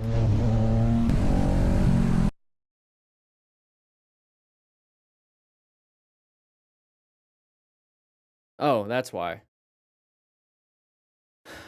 Buddy came out of nowhere. It wasn't even the car's fault. It was all the motorcyclist's fault. So guys, like, that's the thing is, if you're riding like you're trying to get to some place with your group of friends as quick as possible and it's a race, you're taking a risk. So guys, just don't do that. But, you know, with that said, grab a slice of pizza. Check out the store for all the system stuff, the Riding Smart, Smart Order Drills, and how to rescue somebody free shipping in the United States. There's a digital version if you want to get that, and you get an app in the email after you purchase, so you can actually have it on your phone too. But with that said, hope you guys ride safe, be safe. Don't ride like an idiot, please. Don't be on these videos. All right, there's that one. Now this one's gonna have a bunch of idiots. This one's gonna have a bunch of idiots. It usually shows how the curves are, but you shouldn't rely on it. It shows 3 kilometers of curves ahead, just so keep your eyes. But yeah. I saw that. I was looking for the recommended speed, but then it said 3 kilometer. I was like, there's no way it's recommended 3 kilometers an hour. So yeah, they just came out with a proximity chat. So some people are posting like it's proximity chat like on Xbox Live, where it's like everyone's all screaming at each other. So I haven't looked into it too much when it comes to the proximity chat. Is that like if you're riding like through town and all of a sudden somebody with another cardo is near you, like you just can instantly talk to them and then you break off? Is that how it is? Because I might actually try to go find people. I might actually go ride around and see if I can start finding people and connect to their Bluetooth. It almost seems like an invasion of privacy. It seems like you have to opt into that. It's like an opt-in thing if that's the case. Because that's pretty nutty. That'd be pretty nutty. So it does work like that. Oh my Lanta. You have to turn it on? Yeah, I would have to assume it's like an opt-in thing. Because normally you have to create a group and connect to each other. And so now it's like a mesh open chat. That is hilarious. That is hilarious. I might actually have to go find some people. I might just try to.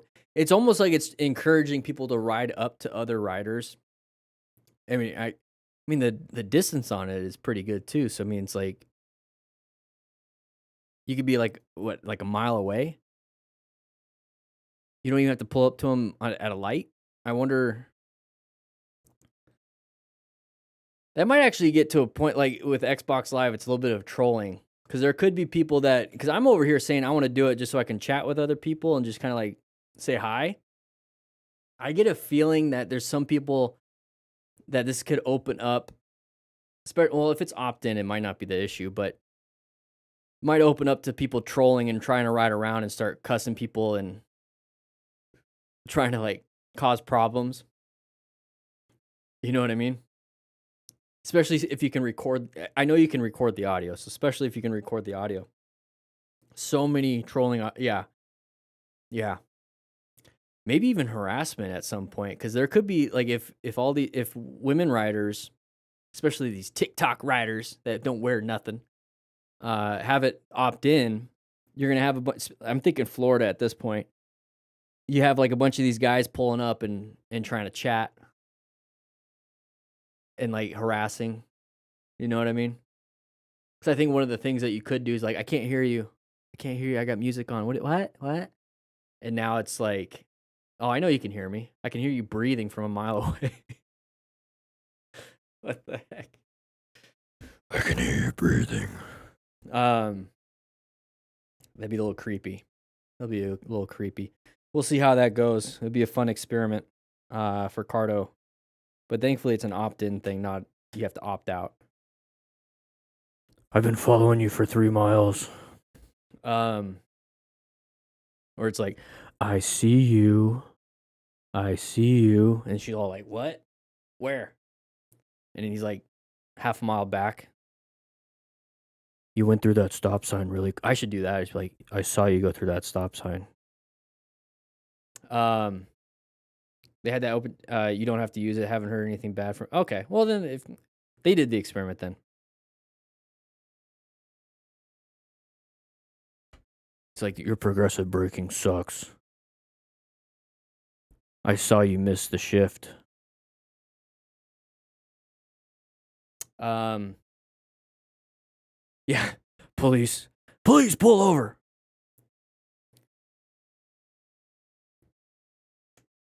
Yeah, that'd be interesting. That'd be a weird That'd be a weird day for somebody.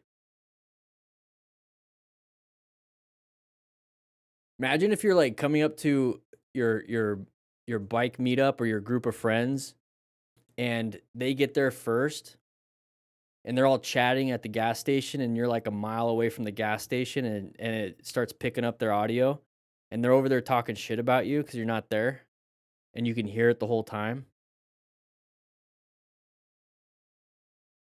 Like, damn it, Jeff's coming today? Man, last time he came today, he almost crashed like 3 times. He sucks.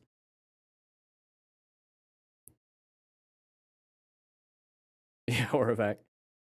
All right, we're gonna jump into this one. This is a 5-year-old video. 116. Oh, one thing I need to check. Okay. No, Angry D. Angry D gets mad whenever I do a video of his. Dude likes the copyright strike. Never holds. I'll take you to court. Let's do it. That can happen because it doesn't tell you if a person joined the mesh. It just links. It should have like a beep or something. Like somebody entered the room. You know what I mean? That'd be kind of cool if it had like a you can personalize like the beep or whatever of entering the room. And it could be like, and if you personalize it, you can, it's almost like a voicemail that you can create, but it's only like 1 second. And so you can say, Dan's here, or something stupid. I can't think of anything stupid. You guys come up with your own. Is it okay if I clip all your YouTube videos and make my own channel on TikTok?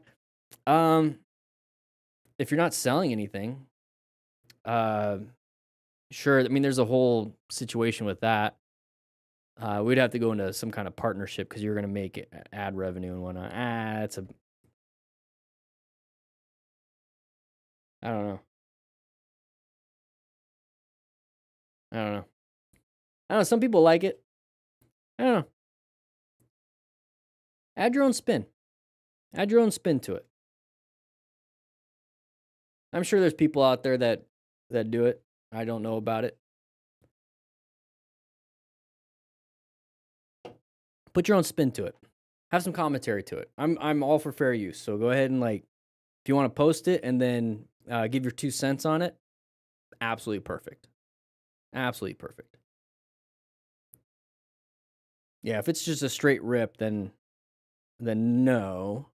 But if it's a commentary, feedback, your own 2 cents on possibly how I could have said it better or whatever it is, perfect. Absolutely perfect. Yeah.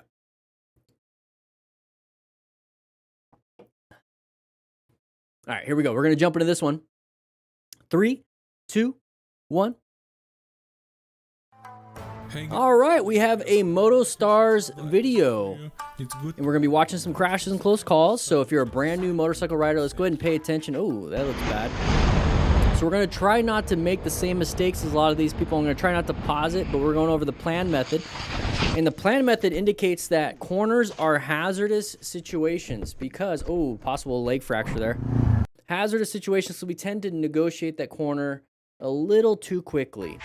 And so it's a failure on our part. Another hazardous situation is going to be intersections because of cars that turn out in front of us. Just a lot of different traffic, a lot of weird things that can happen. We crash into somebody. So right here, going a little too fast for the corner itself. It's hard to see with all the shadows and whatnot. We're in the middle of a turn, we hit the paint. Hit the paint, it's a little bit more slick than asphalt, so we lose some traction. We dump the bike. We're out in the middle of nowhere. There's the leg that impacted, the knee probably grabbed the dirt and launched forward. That's not good. Got some leverage, especially on that femur. And a femur is hard to break, but it can break, especially a mid-femur fracture. All right, here we go. So intersection, like I was saying. So we have a hazardous area where any cars can come out and possibly hit us. All this weird traffic. There's the side of the vehicle. Oh, and there's us failing to pay attention and then hit the back of the vehicle. So this is why I like having a space cushion. So part of the plan method is positioning for safety. Is that we want to have a space cushion in front of us and to the sides of us. We have good line of sight. and then have at least one escape path. And I know it's a hazardous area, so I'm going to go ahead and make sure I pay attention and I am positioning for safety. Que je redoutais. Once again, everything I talk about is part of the motorcycle training system that I have here, the Smart Rider Motorcycle Training System. Riding Smart will teach you how to ride a motorcycle. You have 24 motorcycle drills that you can do in here, and you can learn how to rescue somebody, and it comes with a rescue card. Je sais pas quoi faire. Link in the description. Free shipping in the United States. I do have a cone kit that goes with it. J'ai eu peur là. There's also a digital version, and you get an app in the email after you purchase. So it's a lot. Je sais pas si You're going to learn how to ride a motorcycle. You're going to learn how to ride a motorcycle. You're going to learn how to ride it well, and you're going to become a smart rider. On va la remettre. And this is what a smart rider is. Je vous remercie, c'est gentil. Je vais mettre la béquille. Je vais remettre la béquille. There you go. Side stand down. Very nice. Si 30 miles an hour recommended. And by recommended, it's the speed limit. We're going to go ahead and loop it. Dump the bike. He's doing it in a safe area. He's doing it uphill, so probably helps him out a little bit. But we're now at the corners of things, and we went a little too wide. Thankfully, he decelerated and was able to swerve out of it. But that should let you know, slow it down. Slow it down. Now take a look. Nighttime. Not a lot of street lights. Look at our visibility. Understand. Something could just pop out This is very peculiar and get you. situation where it looks like the truck driver is deliberately cutting the biker off. Truck driver deliberately cutting the biker off. Let's take a look. No, couldn't see ya. Our headlights aren't very good. They're really tiny. When we're out in the middle of nowhere, even like this, use your high beams. You have one headlight. A car's headlights, both headlights, are almost more powerful than your high beams. Once you go to high beams, it's a little bit more powerful than a car's two regular headlights. When they go high beams, it can go pretty crazy. But I would be using my high beams here. And that's so that I can be visible to other people. Remember what I said about hazardous situations, intersections.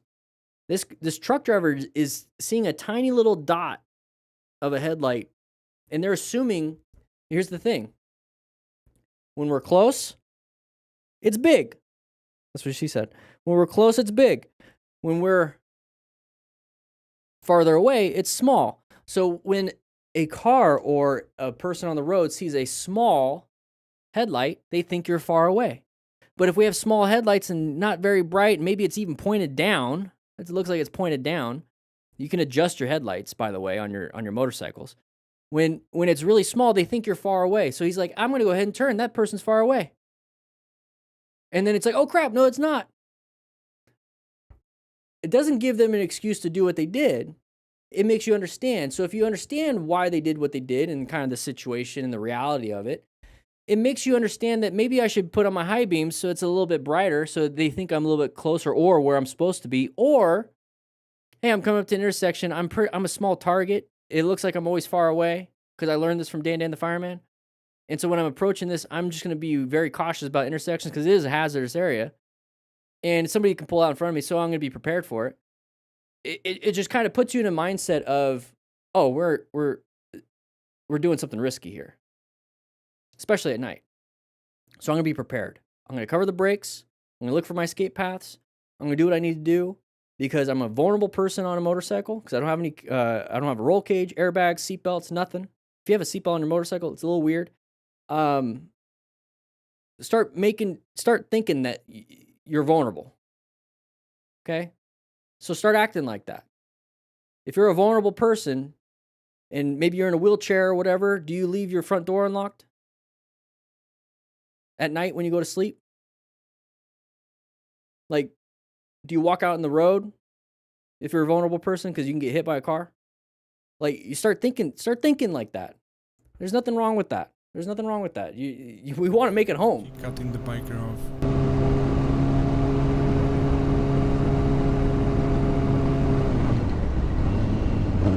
Bleep, bleep, bleep, bleep. He slowed down. So it's a close call, but he made it through. You made it through. You're fine. Good to go. You handled it. Check your pants. Probably pooped a little. All right. Pulls out on me. Push his mirror in. I'm gonna push it in. What movie? What movie? Write in the comments. Because the rest of this is training day. There you go, Fitz. We're doing this live, by the way. So hit that subscribe button. Put that bell notification on. I do post these videos after the fact, but we do this live, and there's a lot of chats in between the videos. Don't pull out on bike. You pulled out on me. Classic. It is. Classic. I get distracted a lot on the live stream, so you guys get to see a little bit of this. I found an Instagram page where they used AI to put Jim Carrey into a bunch of different movies. So they made Jim Carrey like he's acting in Scarface. They made him where he's basically Denzel from Training Day.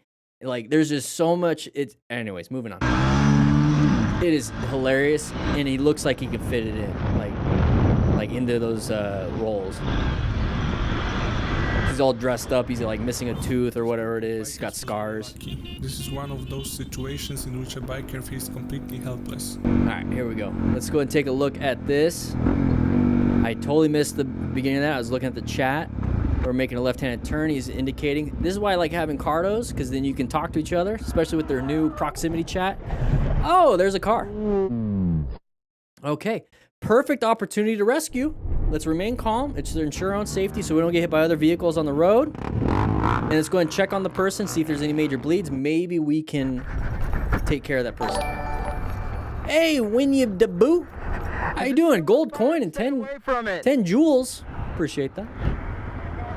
So he just said, sorry, I was talking because I appreciate the jewels. I don't even know what that is, but I appreciate it. He said he was smoking. So you can kind of see it a little bit on the car. Now, cars don't blow up like in the movies. Cars don't blow up like in the movies, okay? It's just not what it's a movie, okay? A tire can pop. It's high PSI and whatnot, but it's like real quick. And if you're next to it, it can be painful or it can cause injury. But cars won't just blow up. So that smoke that you see right there, Horvath, you're right. That smoke that you see right there is the airbag. The airbag has a propellant. It's basically an explosive device that inflates the airbag extremely fast, like 200 to 250 miles per hour. So it can cause injuries. But it's going to, and that's the smoke that you see. Now, the smoke that you want to watch out for, and you can make a decision if you're going to help the person or not, is that if you see a lot of black smoke and flame. It's not going to blow up, but you can burn. Simple as that. That's going to be hard to get somebody out of that situation. If you try to take the windshield out, it's laminated. So even if you crack it, it's just going to stay in one piece, and it's kind of a pain to get it out. Even with an axe, it's going to take a little bit of time. But if they are burning, you can do an emergency move and see if you can pull them out of that side door or that side window. That's the best you're going to be able to do. Or maybe break out the back window and see if they can crawl through and get out the back. The burning and the fire is going to start in the engine compartment. So if you can get them away from the engine compartment, you're good to go. And there's usually the fire is not going to go straight into the cab quickly. It can take some time, but if it's going, it's going. So they saw it on scene at like right when it happened. So you have some time, but that smoke is not fire. It's the airbag. Zach, get away! Just letting you know. A little tidbit of information. I thought someone was just like sliding to a stop. You can call 911. It's part of hands-off rescue. All right, here we go. Moving on. Oh, what are you doing in my lane? That's kind of weird. Not much you could have done other than find the escape path. Where are we at? Yeah, we're all slowing down. We're making room. But if there was a car coming, if you're part of this situation twice in one day, maybe even on the same road, I would do a quick check and be like, am I going the wrong way, or is there just a bunch of idiots today? It could be one or the other.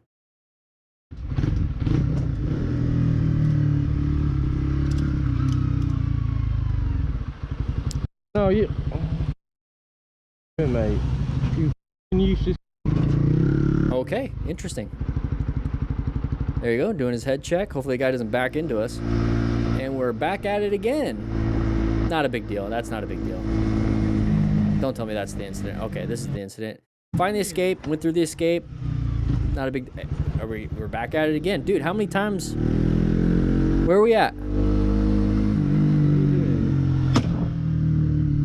That's gonna hurt your hand. Guys, don't hit cars, especially at speed. There's the side of the vehicle. Did a little swerve, not a big deal. What do we got here? Keep a good space cushion, very nice. He's applying the brakes because he's scared of going downhill. Maybe he's turning. Yeah, he's turning. Now he puts the indicator on when he turns. That's why you have to maintain your space cushion whether or not they have a turn signal or not. Caught his shoe on the tire. The driver, however, did You get really good at that slow speed maneuver stuff with the Smart Rider drills. Like I said, 24 motorcycle training drills. They get from easy, beginner, to expert level. You set up 10 cones, and you never have to move the cones again. There's QR codes in each one of them, so you can see me actually do it. And it comes onto the phone on the app. So you can have your phone on the handlebars while you're practicing and switch over and still watch the video. As long as you have internet connection, you can do all that. But he got really good at that. That's what we practice in the Smart Rider drills. Te golpeé la rueda con la pierna. ¿Querés estar seguro? Por eso golpeé la rueda. I don't like it when people argue like that. I have no problem with conflict, but unnecessary conflict, it's like... Sometimes the conflict's in your head, and then people bring it out, and then we're going really fast in this corner. So maybe there's a sharp turn. You see the sign right there? It's probably recommended to slow it down. And we're all just gonna race around the corner, lean it too hard, and crash the bike and have it land on top of us. Remember, that's a 500 to 800 pound motorcycle, depending. Landing on your face. That's why wearing gear is very important, because you don't know what the bike's gonna do. Physics is gonna do its thing. You know what the bike's gonna do when you put the inputs into it on the corner, so too much speed, bad turning. That's stuff you can control, but once you crash, not much you can control. Outside of being the prepared rider and being a smart rider and acquiring and using personal protective equipment, but we need to maintain our skills first. So he's got full leathers, very nice, full face. That's gonna help protect, but it's still gonna be painful. What happened?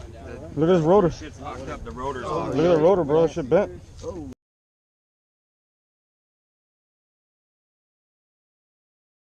So he locked up the... I don't think they're trying to indicate that, hey, that's why you crashed.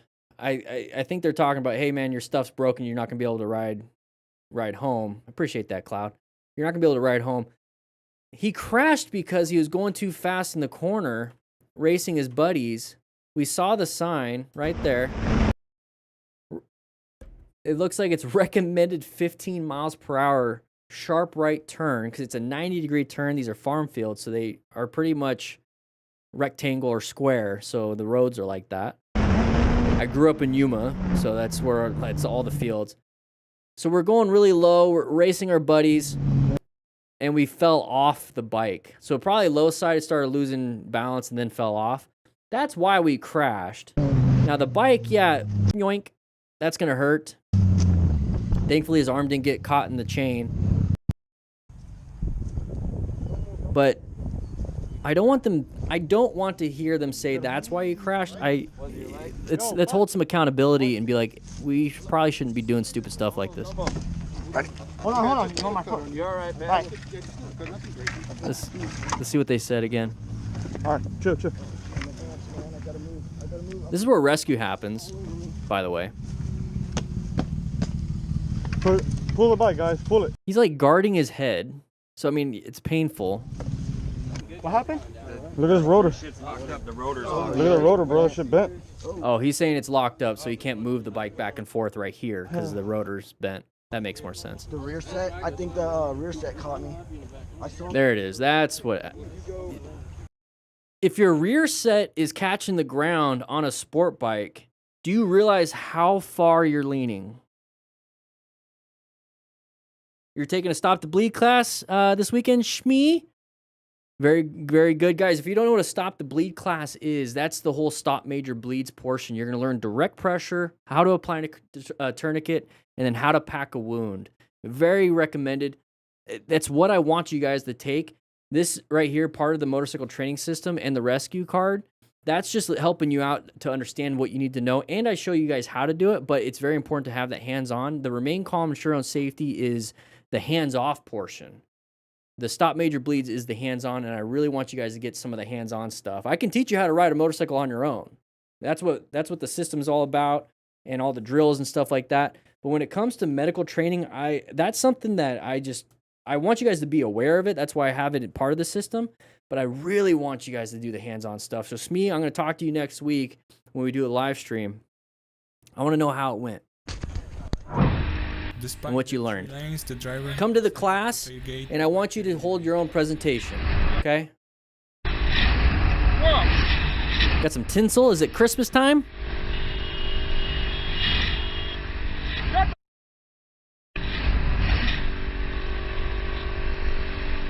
We're just gonna get angry? All right, so part of MotoStars back in the day, this is a 5-year-old video, is they just post a lot of road rage stuff. I mean, the whole Moto Madness and all that stuff. You guys remember that? That was a close call. Did pretty good, not speeding through the intersection. Found the escape. But they posted a lot of road rage stuff. Good escape. Hey, that's a good escape. Use the shoulder to escape if you can't stop in time. And usually highway stuff, swerve is gonna be your first option. And we're gonna listen to country twang. Nice little swerve, got himself out of that. Be proud of your skills. Be upset that people are idiots out on the road, but be proud of your skills. And if you're not proud of your skills, I think it's time to practice. Or ride just in the neighborhood. Okay, somebody turned left, you didn't gun it through, that's perfectly fine. Nice little Indian Scout, baby. Not using a rock form mount, highly recommend using a rock form mount. Link in the description for Cardo, rock form, all the stuff I'm talking about with the system. Some discounts, free shipping in the United States, like I said. So it's a merge area, he moved over, not a big deal. So back in the day, there wasn't much. I think this is when people started really recording.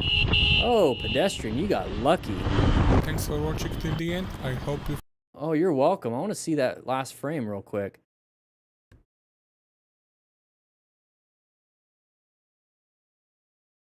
What an idiot. Do you not see... Ah, my hand. Do you not see the big bridge for pedestrian crossings up ahead?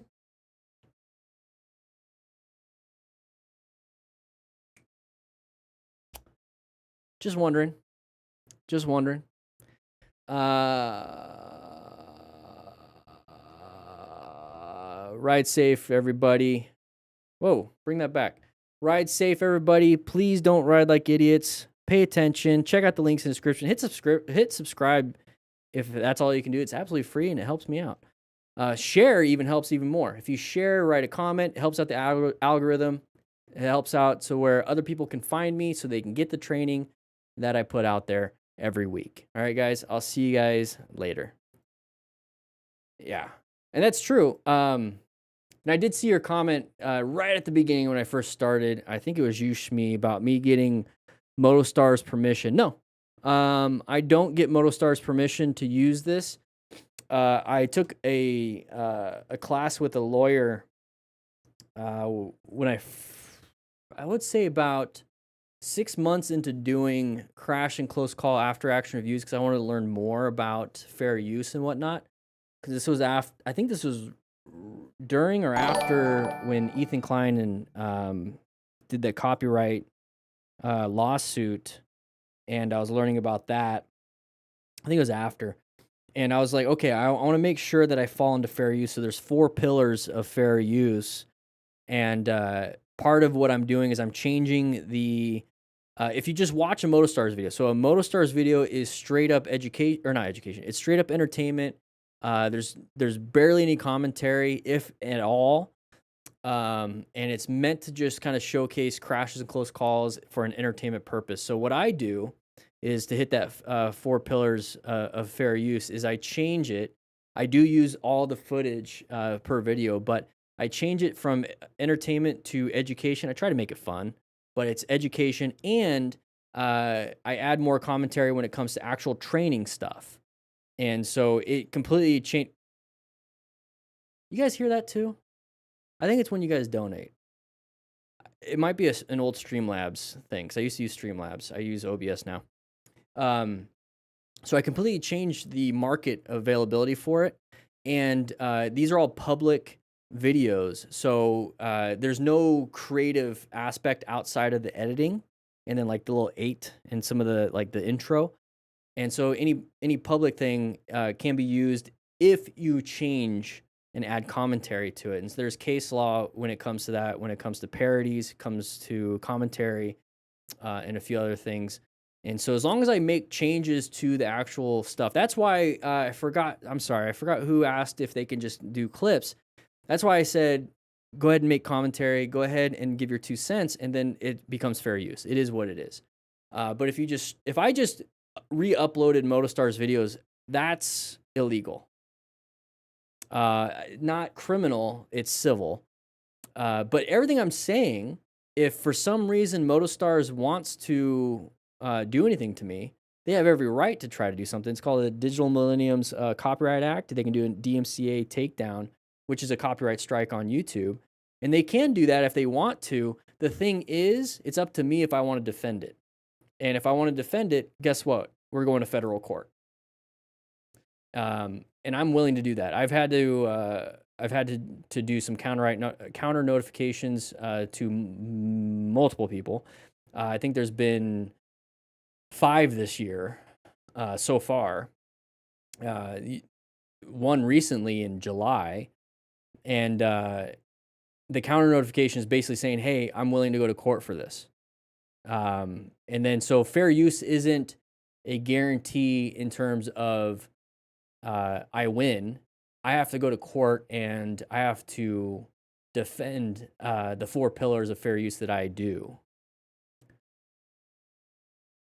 And so, like, yeah, we have to go to court. But the thing is, they have to sue me. Okay. I'm willing to defend what I do. Because I took the courses and I understand everything, and I do have a lawyer. So it's like, sure. So if we were to record ourselves doing your training courses, would that count as fair use, or would we need to just make sure we only publish the free ones? Great question. I would have no problem with you filming yourself doing any of the training courses. You're out there, you're practicing, you're talking about it. Where it would cross the line. It's a great question, because if you're filming,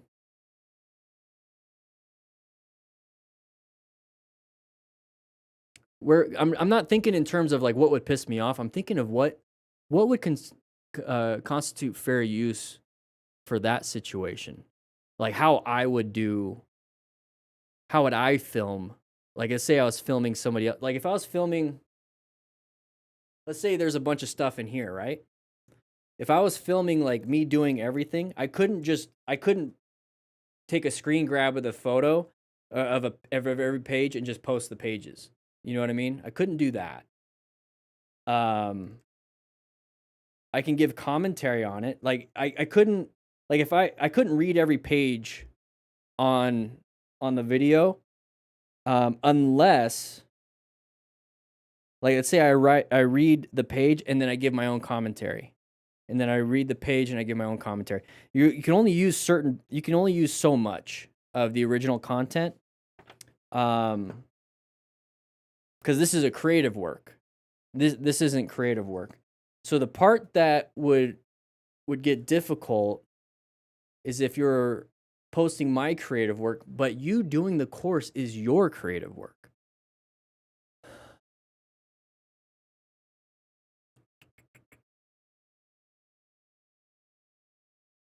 I want to give a good answer for this because like that's a great question. I would like you guys to. I actually would like you guys filming it. Like I've recommended you guys film you doing the drills. I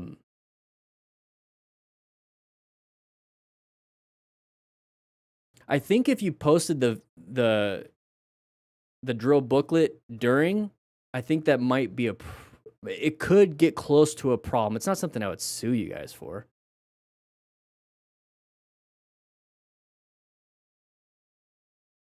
I would do a copyright strike and be willing to go to court if the whole video was quite literally you just posting the pages, 5 seconds of a page, 5 seconds of a page, and that's the whole video. It's like every page for 5 seconds. You know, that's not correct. That's not something you should do. That's not fair use.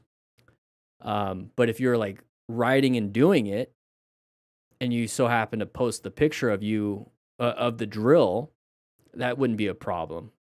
That falls into fair use, and there's no reason for me to even do nothing about that. You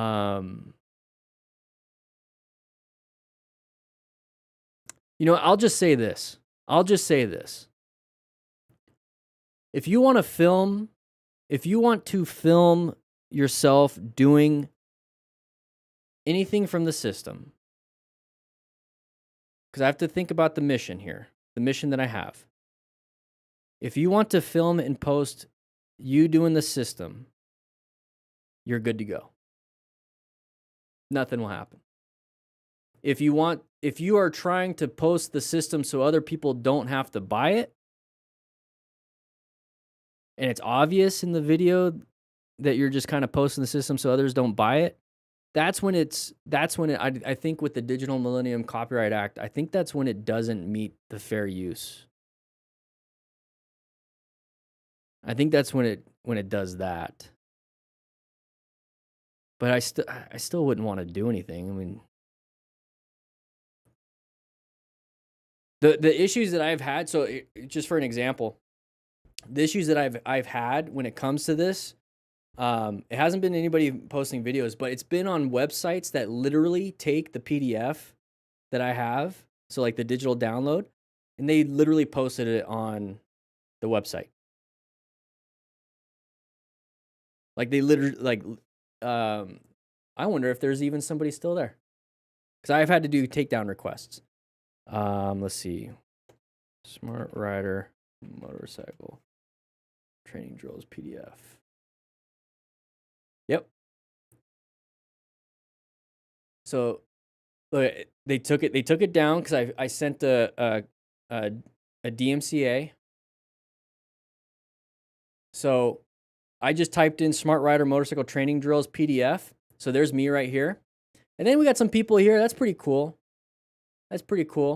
On Reddit. Smart Rider Drills, Google. But then we have it right here. We have some stuff right here. So Scribd has actually posted my stuff completely.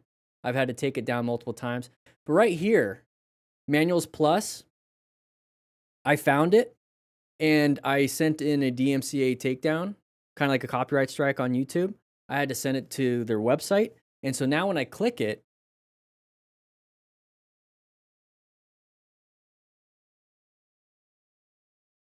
because they straight up took the PDF and just uploaded it for other people to download. So that was stealing. That's stealing. Because if you go here,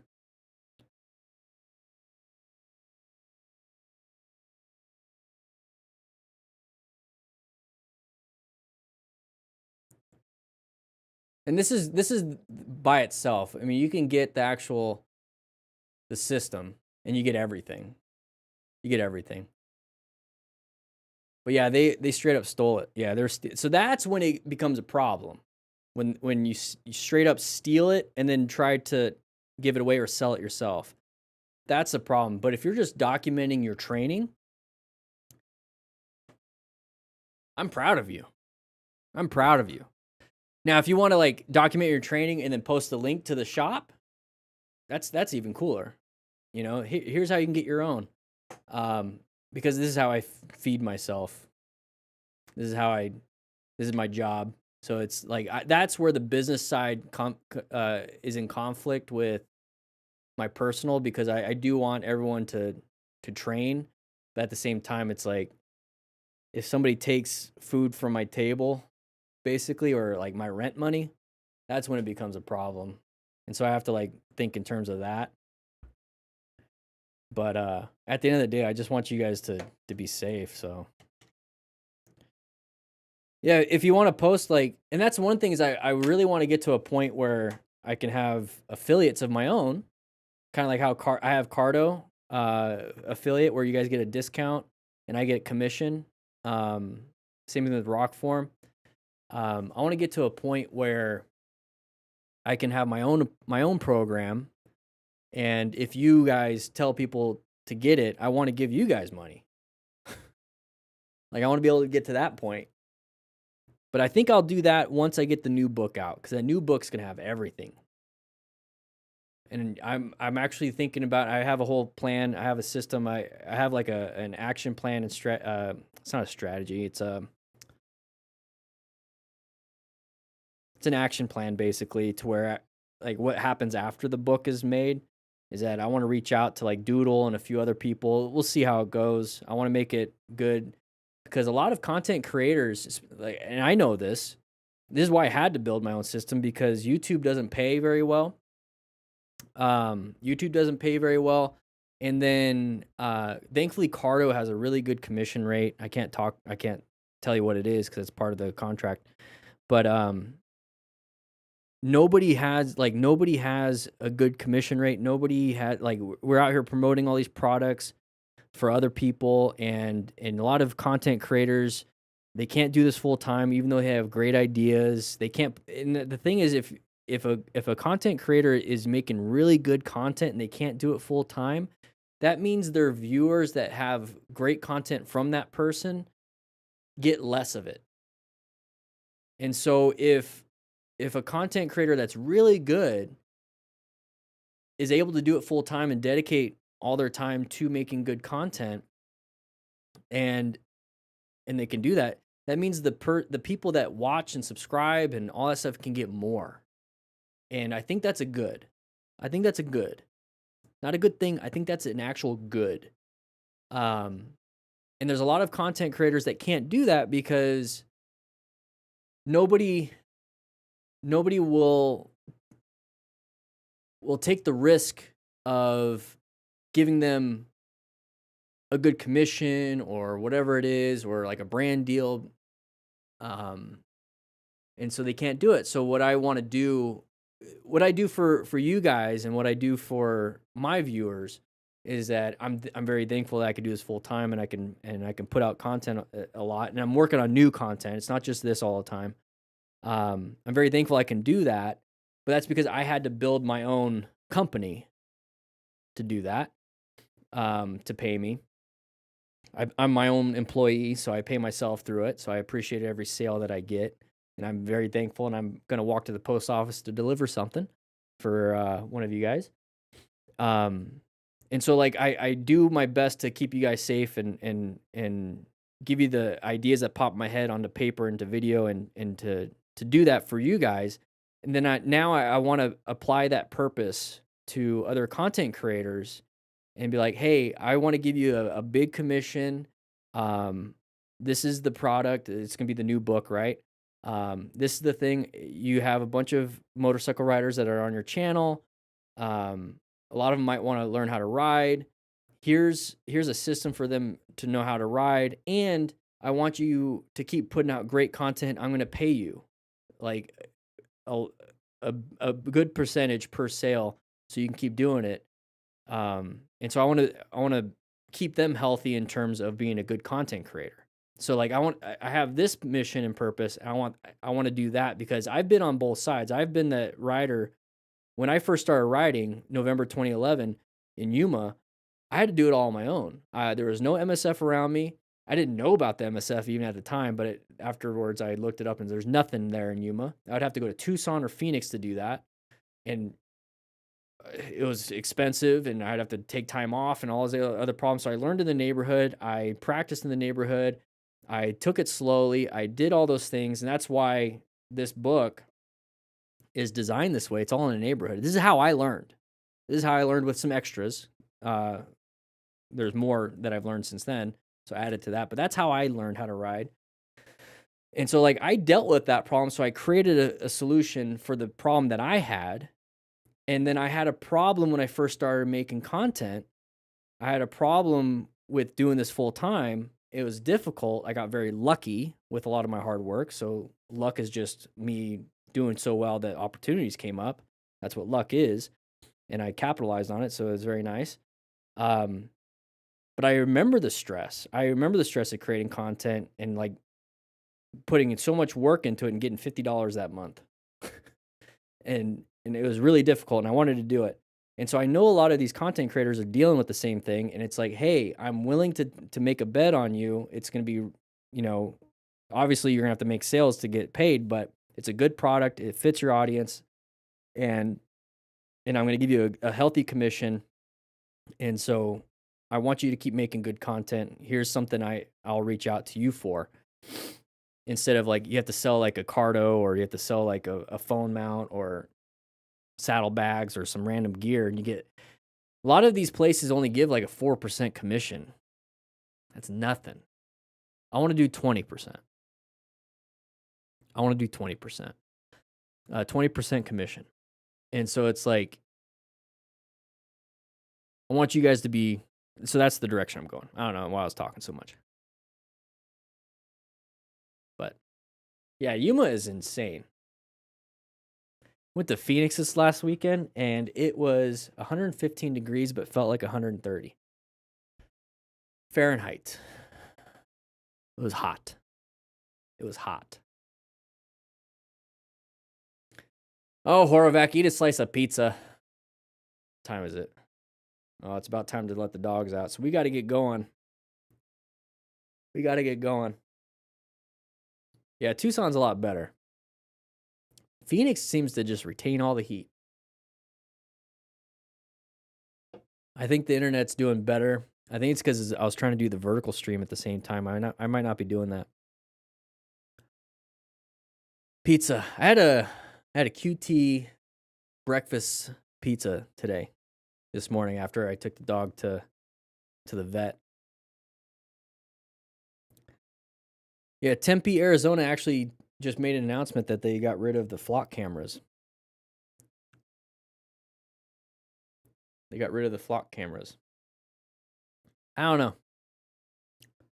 I don't agree with it, but it could be used for good. But you're just getting all these reports of like cops like using it to track their exes. It's like, what? It's a weird thing. But it could be so helpful when it comes to like missing persons. You know, it could be helpful for tracking down criminals that you know fled the scene. Like that's the thing with technology, it can be used for good or bad. We see that all the time with this. It's like the technology is a motorcycle. It could be used, and I don't want to say good or bad with the motorcycles, but it could be used for whatever purpose that person wants. It's a tool. I mean, we could say the same thing about guns. Oh, I just got demonetized because I said that. But it's anything. Anger could be used. It could be used for good or bad. Like there's just, that's when you start running into problems. And I do believe in I think it's the Fourth Amendment. I don't remember which amendment, but I think it's the Fourth. But yeah, it just it's counter culture to the United States in the Constitution for a lot of the uses. So I think they just threw it out there and it's like, we're going to do it. And it's like, we didn't even nobody discussed it really. It's kind of the same thing that just happened with Facebook. They got sued and they just reached a settlement of a couple billion. And now there's going to be restrictions on Facebook and Meta, Instagram. Do you guys see that? It's going to happen to YouTube. It's going to be considered case law. for now YouTube probably and all these other platforms, Twitter and all that stuff. I think part of it, I just barely read it, but I think part of it is that for minors, it's an automatic like 2 hours a day restriction. It's restricted during school hours, and it's restricted overnight. And the parental controls on it are more robust, and a few other things. Will be menthol now. That is a wild analogy. I missed you guys. I miss chatting with you guys. I'm always stuck in this room. I want you guys to see it. I like to show you behind the scenes every now and then. Now we're just kind of hanging out. We got one more video, guys. We got one more video. We got one more video.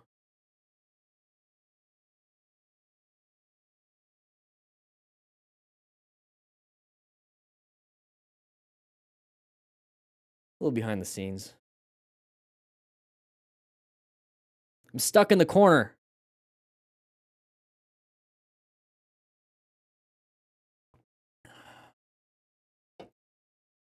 I get to chat with you guys every week.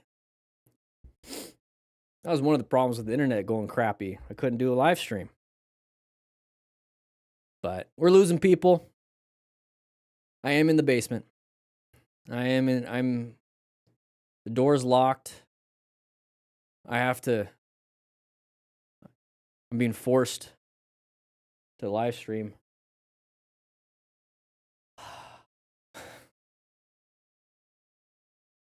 No, it's not a $3 million villa. It's just a nice 2-bed apartment with one bed used as my office.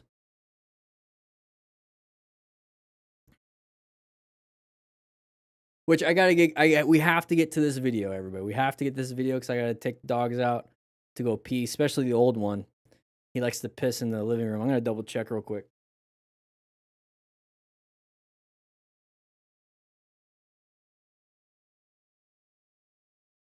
If I don't take him out every 3 to 4 hours, there's a good opportunity he's going to wake up and be like, I got to pee. Where do I link your vids? Like link the channel or the actual video from the clip? Like if you want to make clips or one sec. Well, I'll just wait for you to answer that. I mean, like, you can do the course. Where's the video? The videos, Nathan, what's going on here? Nathan's girlfriend, what we're doing is we're chatting in between videos. So if you want to go ahead and grab a slice of pizza and take a seat, nobody likes to sit up front. So Nathan and girlfriend, you can sit up front, have a slice of pizza. The bathroom's down the hall. You have to take a left, another left, and one more left. There is no bathroom. You'll just make it right back into here. Link crashes me. And just kind of, we're going to get into this video. We're going to get into this video pretty soon. This is the third one of the day.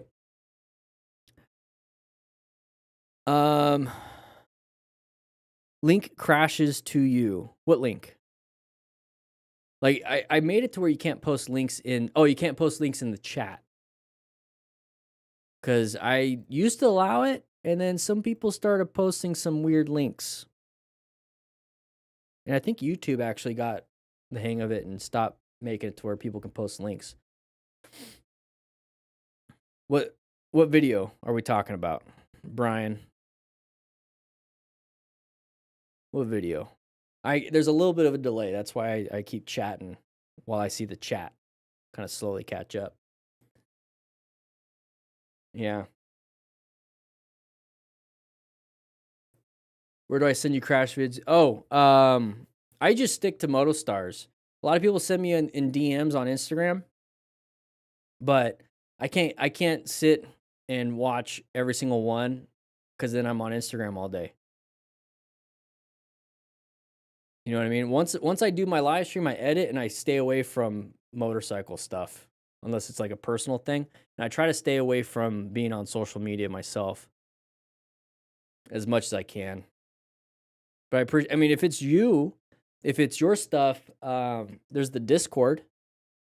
You can go to the Discord. Discord's free.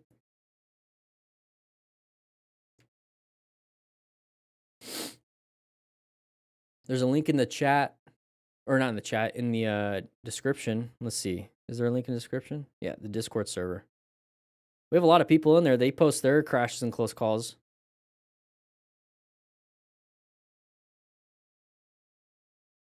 I can post links. There's a lot of people in there.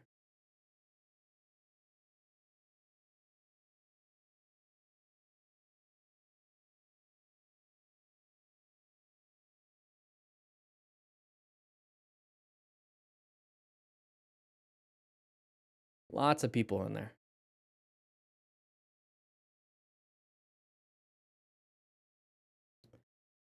Just got your Class M riding a Z125 now. First bike. Awesome, Ezekiel.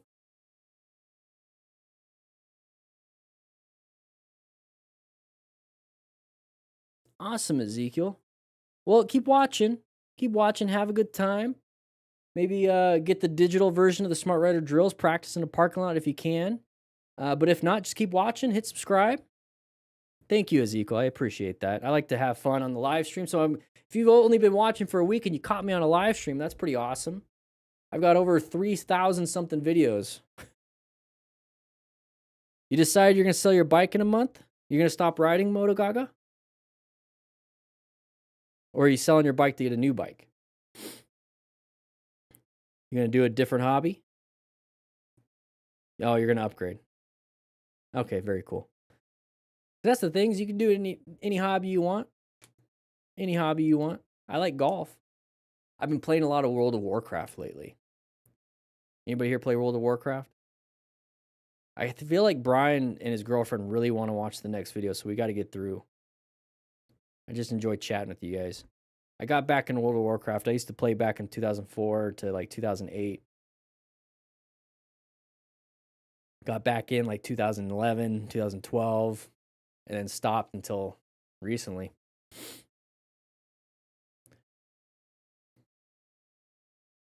Awesome, Ash of Ashgard. Have I been doing it that long? I've been making videos for a long time. Yeah, I just hit 3,000 rating in Mythic Plus Season 2 of Midnight. I did it last season. I used to be a PvPer, but in Arena and Rated Battlegrounds back in the day, got 2,200 rating. So tell your husband this, Moto Gaga. But I just hit 3,000 rating on Mythic Plus. Maybe he'll know what that means. If you don't, it means I'm a loser. Just kidding. It was a lot of fun. I'm enjoying it. It gives me. It makes me feel like, I don't know. I'm learning a lot from it, like how the game works and how I can apply that to motorcycle training because it's engaging. But yeah, we got to get into this. We got to get into this, guys. Sorry, getting a little too carried away. Sorry, Brian and his girlfriend. So here we go. 3, 2, 1. All right, everybody, we have a MotoStars video. This is 5 years old. So We're going to be going over crashes and close calls and some yelling old ladies. But the main thing here is we're going to be going over the plan method. Okay, so we want to learn how to ride a motorcycle if you're brand new. I have the motorcycle training system that we're going to be using all our information about. So part of it is also the safety checklist, so a state of mind. So he has a Joker-esque state of mind. I don't know if that's a good or bad thing, but he's smiling, he's having fun. But the thing is that we want to position for safety, locate hazardous situations like the side of the vehicle at an intersection. I'm going to try not to pause this video so you guys can just watch it. Decided to leave him. And we're going to go ahead and talk about it. So that's a position for safety issue, so go ahead and move up a little bit. Just move up. You don't have to get angry. You go ahead and get angry, but then that means that you should move. And then after that, after you're in a safe environment, then you can let go of that anger. But that's part of positioning for safety. Some of these older videos from 5 years ago is a lot of his road rage stuff because that's what they like to show. I want to see some crashes and close calls, so we're going to go ahead and fast forward this because the whole point is to try to figure out what we could do better. So we're kind of stuck here in a lane filtering position. It's an intersection, it's green. Does not mean you need to go. It means you have an opportunity to go. If it's not safe to do so, please get in a safe spot and do it when it's safe. All right, so corners. It's a hazardous situation just like intersections. Usually a failure to negotiate the corner or have speed wobbles because we lifted up the front end and then landed the bike with our handlebars turned a little bit, and it's gonna start doing that. The suspension starts doing this, which causes this. So let's be careful with that. We're going 90 when it's supposed to be 30. All right, so nighttime riding, we have some hazards here at low visibility.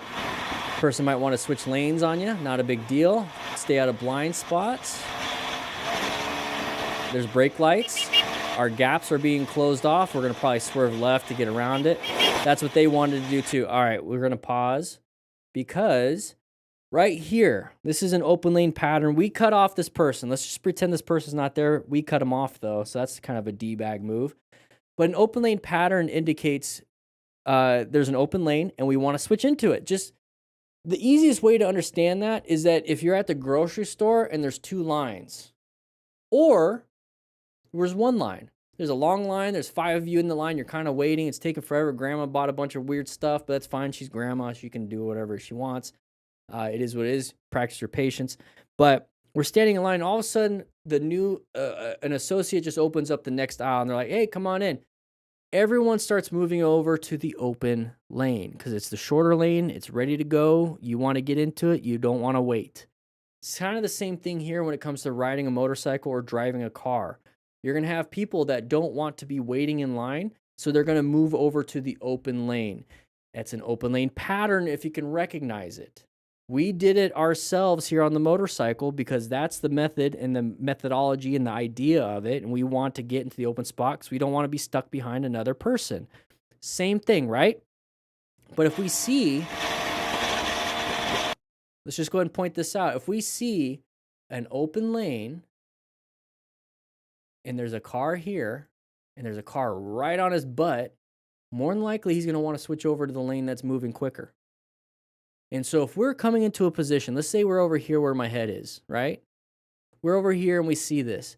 There's an opportunity for this car to come over. So what do? We know that this is what people like to do. We know that this is what we like to do, right? This motorcycle rider. If we know that, and we know it's a possibility, and we're trying to assess relevant threats, and we're going to have to navigate anything that pops out, right? Because we want to put ourselves in a position for safety, and we're locating all these things. If we know that's a possibility, what can we do for ourselves? Cover our brakes, find an escape path, keep a space cushion, have an escape path. I said that twice. It's important to have at least one, best to have two. So if this person wants to come out and we're right here, we are covering our brakes just in case we need to apply the brakes to let them in. Or if they're going to sideswipe us, we need to swerve out of the way. Or there's 3 things we can do. We can accelerate out of it if it's safe to do so. Okay? So this is part of looking for an open lane pattern. We might see a side of the vehicle pattern. We saw something earlier. But right here, this is where we're pinning it. We can accelerate out, but we're also having to swerve out of the way. But part of it is seeing it, recognizing the pattern, recognizing the situation. I said stereotype in the past. It's not necessarily the right word, but you're recognizing this behavioral pattern when you're riding. A big part of riding a motorcycle isn't just knowing how to do this. It's knowing what is going on. So pay attention. We'll see maybe better examples, but if you've watched any of my videos, you'll see this all the time. He fell out of the turn and fell down a steep slope. Going too fast in the corner. We have a sharp turn sign, the chevrons over there. If you don't know what a chevron is, it's these things. These signs indicate it's a sharp turn, so be careful. Corners, intersections, corners, failure to negotiate a corner is the main reason why motorcycle crashes happen in a corner. We're going too fast. To be extremely difficult. All right, so let's see what happens here. It's a bad idea to be parking right there. This is where people like to crash. It usually happens in the last 2/3 of a corner where somebody crashes because they go a little too wide on that. Side stand down. We want to remain calm if somebody did crash. Ensure our own safety. Let's not fall down the hill ourselves and get injured. If there's any major bleeds, we could stop them. So take a stop to bleed class. Everything, like I said, comes from the book system, the motorcycle training system that I have, and it comes with a rescue card if you get the physical version. Free shipping in the United States, so there's a digital version, and you get an app that goes on your phone. So he's walking, he's breathing, his brain works. He's got full gear, that's nice. Good luck getting that bike out. Yeah. They stopped tires. I just felt it just drop. So he lost traction, going a little too fast, leaning the bike over, slid all the way down there. That's something you got to watch out for. That'll take you out. Yeah. So one tip, if somebody's down a hill, okay? So somebody's down a hill, right? Don't walk down straight towards them.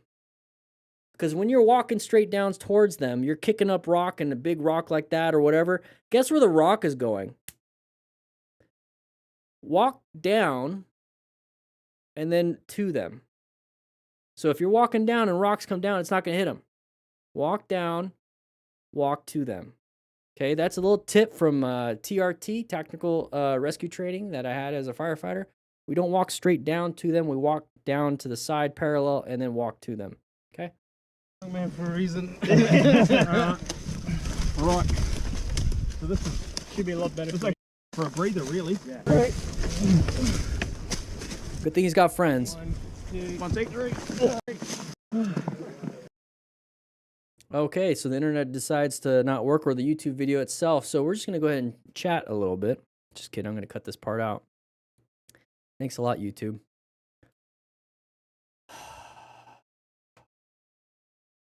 I think it's the video. Because I'm looking at myself on my phone, and it's not me.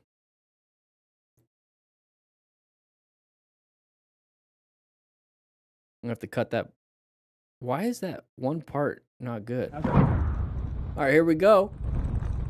Cruising around here. The biker for a long period of How we doing? Sharp right turn coming up ahead. Lots of flags. Rider is fumbling with something, losing his attention to the road. So that's not a good thing. It's distracted riding, distracted driving, just like phones in a car. Failure to negotiate that tiny corner because we're distracted by something. It could have been a drink. It could have been his phone. Don't recommend a half helmet like that. You do not protect your face at all. Let's go ahead and pull over and help him out. His leg was caught for a little bit.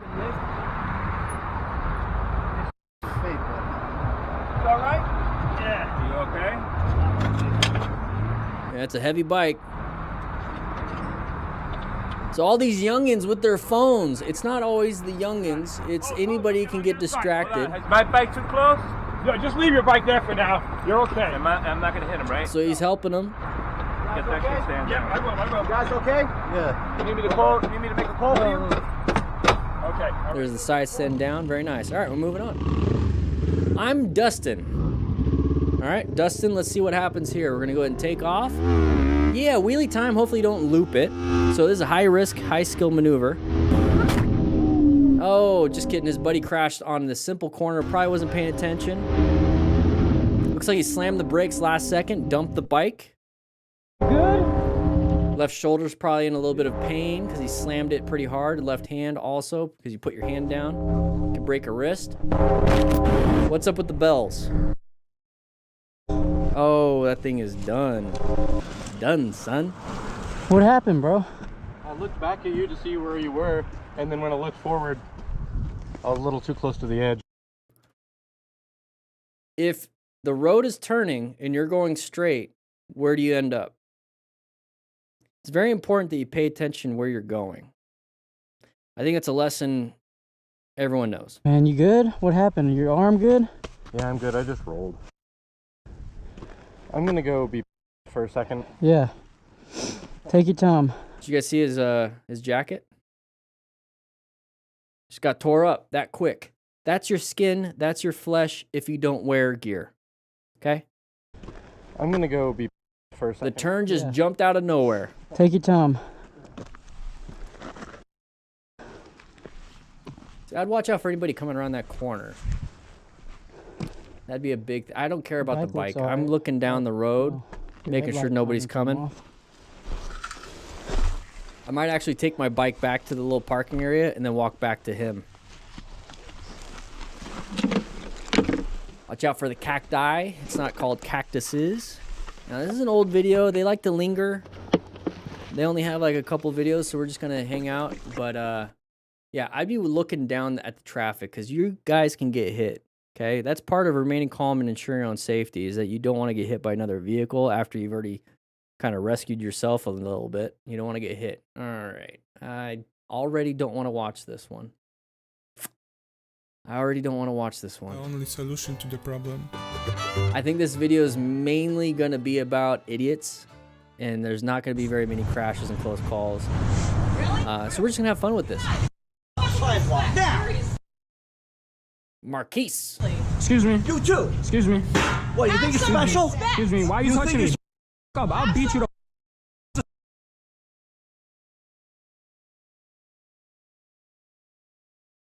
I don't like any of these people. Like everyone in the video. I don't like anyone in this video clip. The people. I just don't like it. It's just why do people do stupid stuff like this, and why is YouTube doing this? This is just gonna be unedited. Who cares at this point? It's stupid. Whoa, is she swinging? Was she swinging? No, it's just a drink in her hand. Sidewalk. Less hops, lady. Less hops. Less beer. If you get angry when you're drinking, maybe it's time to stop drinking. Switch to nicotine. That might just make you more energized to be angry. It's YouTube causing the problem. Sorry, everybody. How's everybody's day doing? Everyone having a good day? Everyone relaxing? You guys having a nice slice of pizza? YouTube just shutting out. Hey, look at that. We're back. Let's go ahead and jump back into it. It's just this video. All the other videos have been working great on this live stream. Once again, here we go. Look at that. Awesome, YouTube. It's just this video. So I'm going to take this time in this moment to just really crap on YouTube. I'm not even going to post this video. It's just for the live stream. This is going to be a members only video, everybody. How are you guys doing? Hey, members, because this is not worthy of my standard of posting on YouTube because YouTube decides to crap on everything. So this is a members only video now. Hey, look at that open lane pattern. Hey, look at that. We froze time. Pretty cool that we have the time stone. Is this Doctor Strange? What the?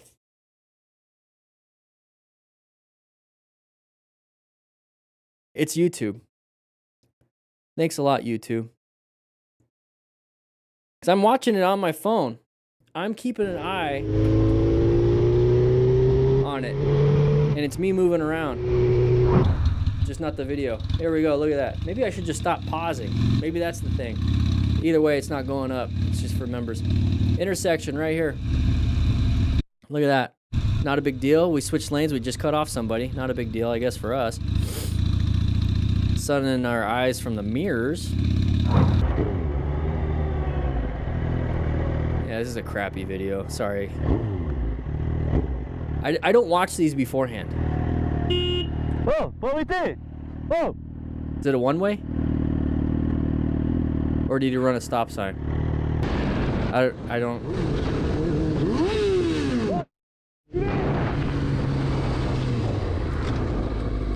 Easy to just get around. It's... What are we doing? You can't even shift. Now I'm just... my brain is not working right now. It's just... I don't like people. I got a booger in there. It's making me do that. I'm sorry, everybody, but... If a bike is catching up to you because you're slowing down, you're slowing down. If you're going the same speed as a cyclist, you need to get off the road too. Just go.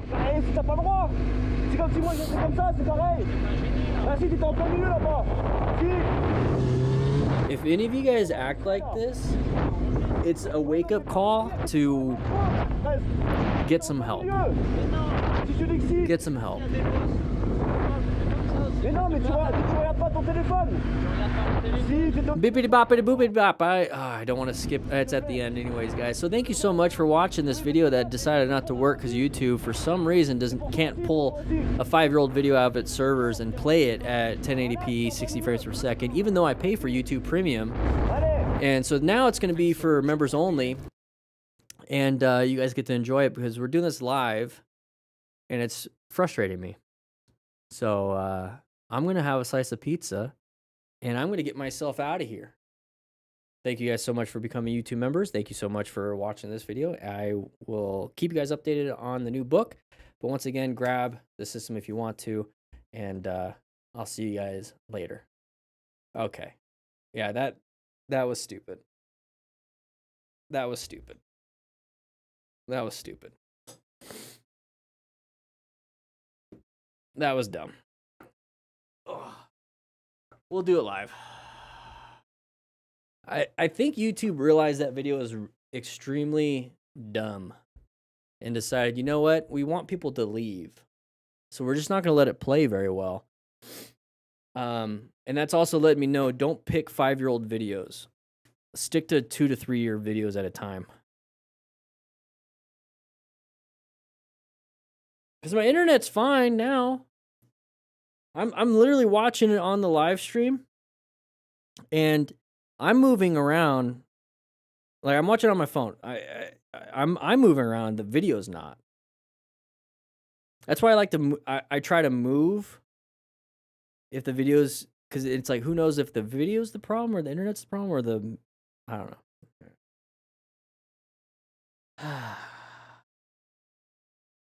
I'm also running on very low sleep. I got this, my girlfriend was getting pissed at me. I wouldn't say pissed. She was getting frustrated. She was getting frustrated with me because I snore.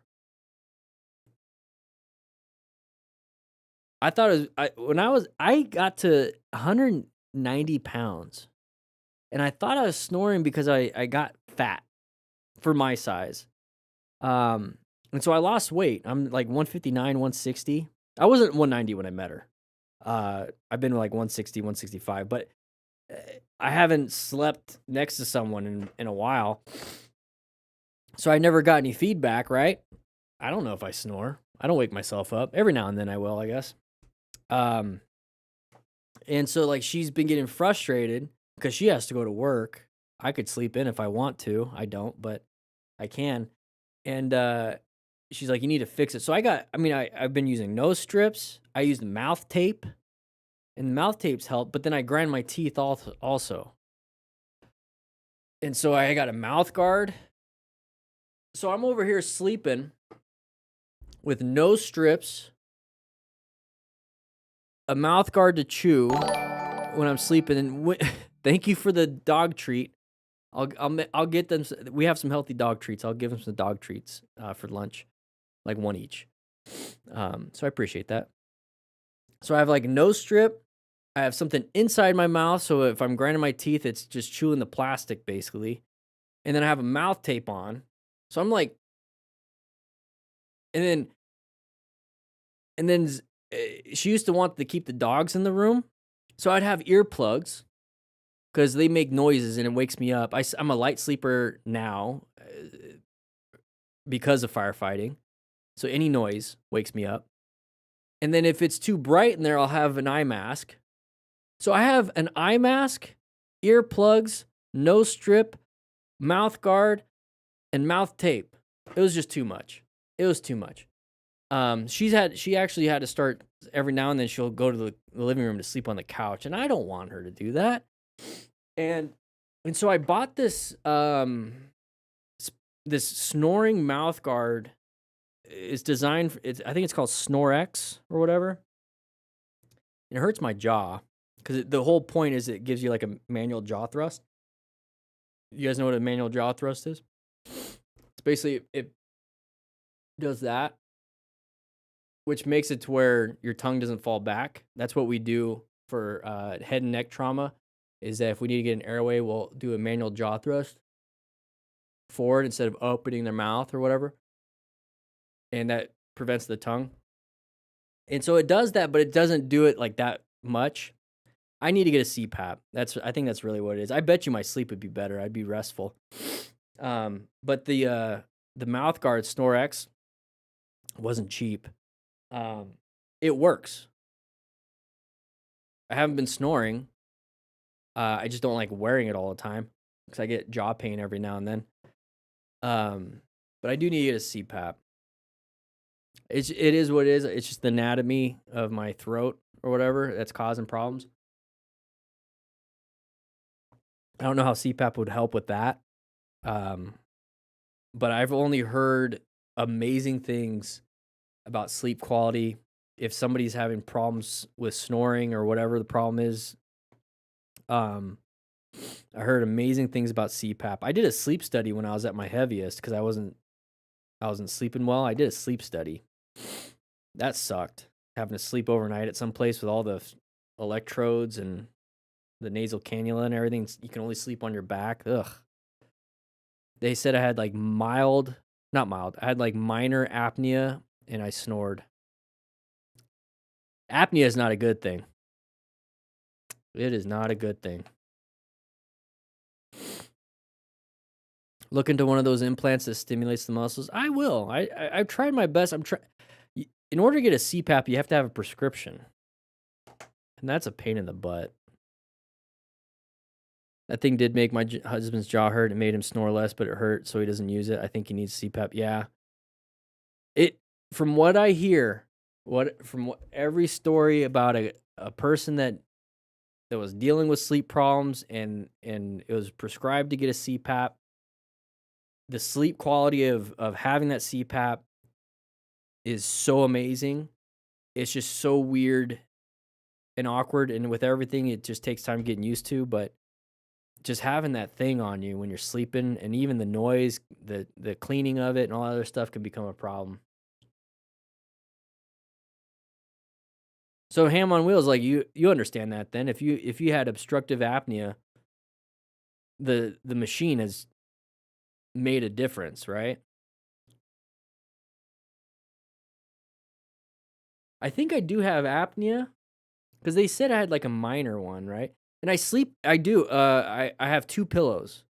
I put one like almost under my shoulder blades, and then I have the other one for my head. But then I like to sleep on my side, so like it kind of defeats the purpose. I was actually looking into those cool beds.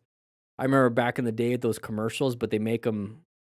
A bunch of companies make them now, where it's like it like reclines. And it's like electronic, and you can move it. Because I remember at the station, I would sleep so well in the recliners. Nice, Ham. Yeah, see, like that's the thing. Like I sleep well in a recliner. But I like to sleep on my side every now and then, so like the recliner doesn't help out too much. Okay. Memory foam pillow. Ooh, drop into the 70s. That's not good. Yeah, 70s is bad. That's real bad. You usually only see that with dead people. Because even dead people still have oxygen in their blood. That's bad. But then it goes right back up. That's the point of apnea. It drops, goes back up, drops, goes back up. Been watching your videos religiously since I got... Nice! I appreciate that, Alex. Yeah, we're just chatting. The last video kind of sucked. Big fan here. I appreciate that, man. Hope you're having a good day. Hope you're having a good day, man. Yeah, I have with my smartwatch, like, it just basically says, hey, your sleep sucks. I have an old one. I have it's an Galaxy Active 2 from like 2019. It doesn't have all the fancy schmancy stuff, but it was only like, my old one broke. And so I bought the same one refurbished because I didn't need to have fancy schmancy stuff. I just wanted something to track my steps. But even then, it was saying, hey, your sleep sucks. It at least does that. Some watches will like, or even if you put your phone, like they have apps that will track if you snore. Yeah, this one, mine doesn't do VO2, but like basically every watch nowadays does all the VO2 and even like heart arrhythmia checking, like EKG stuff. It's pretty cool. I don't know how accurate, but some of them got like FDA cleared, so I'm assuming they're somewhat accurate. I don't know. Been watching for a few months. I have the MSF course next week, so excited. Hey, dude, you're going to do well then. If you've been watching, you've been prepping for a little bit. The MSF course, there's going to be some parts that are going to be like, hey, that's a little bit hard, but that's just because it's new to you. But you're going to get through it. You're going to have fun. You're going to have fun. I've taken the MSF course. The last time I took it was July of 04, I think. Yeah, July of 04. And I took it as a student. The girlfriend at the time had a daughter, and I wanted to take her to do something, right? But it was like my thing, and so I paid for her course and my course, and we took the class together. Obviously, I'm just sitting there, just like easily doing everything, but it was just fun to basically get her through, or not get her through, basically to share something with her. She was 17 at the time, I think, just turned 17. No, she was going to turn 17.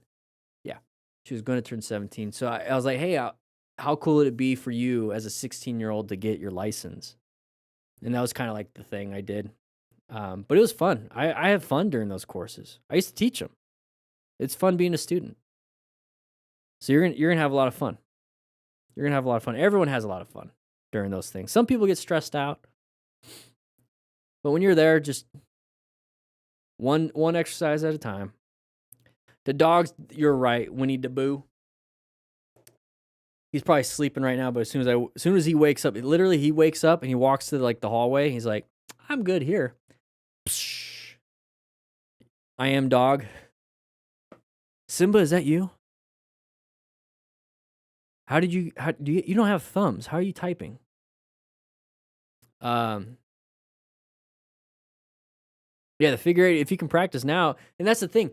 If you don't have a motorcycle, if you have a bicycle, and you can practice figure eights in the road, like in front of your house or whatever, you're like 3/4 of the way there.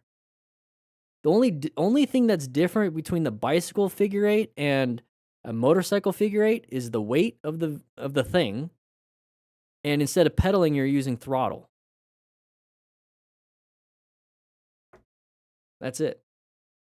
The head movement, handlebar movement, the body weight shifting, it's all the same. It's all the same. How you doing bowling with yarn? And that's the thing, is that the only requirement that MSF requires you to do is to know how to ride a bicycle. That's it. Yeah, practice on a bicycle. And that's the thing, is like everything that I teach, even in this book, not everything, I guess the first, the riding in the neighborhood portions, you can practice your swerves, you can practice your brakes, you can practice your emergency pedaling acceleration, you can practice your figure eights, you can practice your U-turns, you can practice scanning and planning, you can practice all that stuff on a bicycle, and then you just translate it to a motorcycle. Because a lot of you guys do a lot of the stuff that I talk about during the live streams in your car, and it translates to the motorcycle. I mean, obviously the machine's different, but a lot of the perception, the reaction time, the things you can do translate.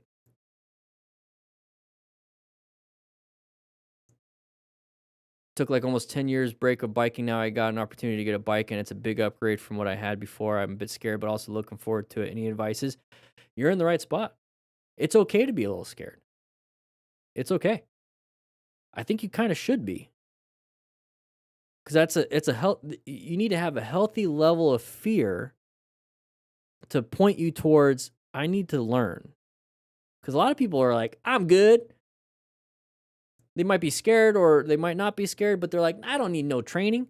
You need to have enough fear to be like, I need to get training, and that training is going to give you confidence. The fear doesn't go away. Ash Vasquez, I'm going to get to that. Thank you for 20. 20. Yeah. Ultimate Warrior, baby. Yeah, this must be an older... It's a Streamlabs thing. That was back in the day. But yeah, having a healthy level of fear, because it's very important to get that training. Because once you get the confidence, the fear is kind of still there, but it's like squashed because of how much confidence you have with your skill set. Any advice? It's simpler. It's simpler than you think it is. Yeah, fear can be dangerous too. If it overcomes like your decision making, that's not a good thing. That's where the confidence and training kicks in, so you're not thinking as much. It's a lot simpler than it really is. It really comes down to friction zone, throttle control, head and eye movement. That's it. That's it. Because at the end of the day, you're going to turn the handlebars. You're going to counter steer. The counter steering is going to come naturally. Turning the handlebars is going to feel a little weird because you're going to lose balance. So then counterbalancing, you'll learn that. I teach that, like I said, I teach that in the book, but I have plenty of videos on YouTube about that. But a lot of people make it more complex than it really is. It's not. There's a lot of fine motor skills that turn into gross motor skills, but once they become second nature, it's easy. It's part of the Fitz-Posner model of learning. First, you have to think it, then you have to practice it, and then it becomes automatic. So at the end of the day, it's the process of just constantly practicing until it becomes easy. And then once it becomes easy, you're like, this is so simple. Why can't anybody get this? But you have to go through the process of being a beginner to get to that point. And that's probably where the scared feeling comes from, because you're just kind of in your head. And once you start practicing, you might still be a little in your head, but in your body. And then once it becomes automatic, you're in your body. It's just like anything you do. Your first day on the job is scary. Leading up to your first day on the job is scary. The first, day on the job, you're nervous.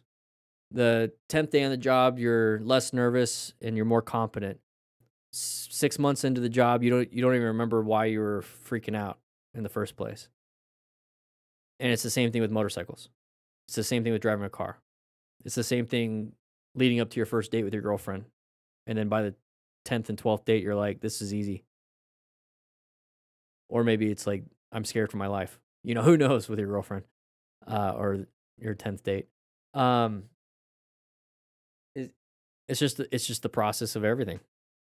So yeah, it's fine to be a little scared. It's fine to be nervous. Just take it nice and easy. That's why I made the system, because I know a lot of people get nervous. And I wanted to be able to guide everyone through it. So it's a process, slow but surely, with videos every chapter so that I can show you how to do it and talk you through it. Is driving a bike midwinter a really bad idea? I wouldn't call it a bad idea. I would say it's more risky.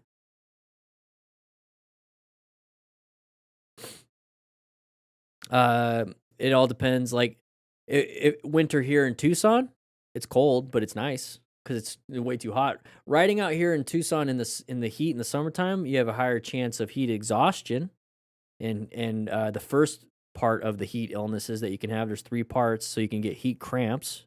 So first you get dehydrated and you get heat cramps. That's when you know you need to drink some fluids.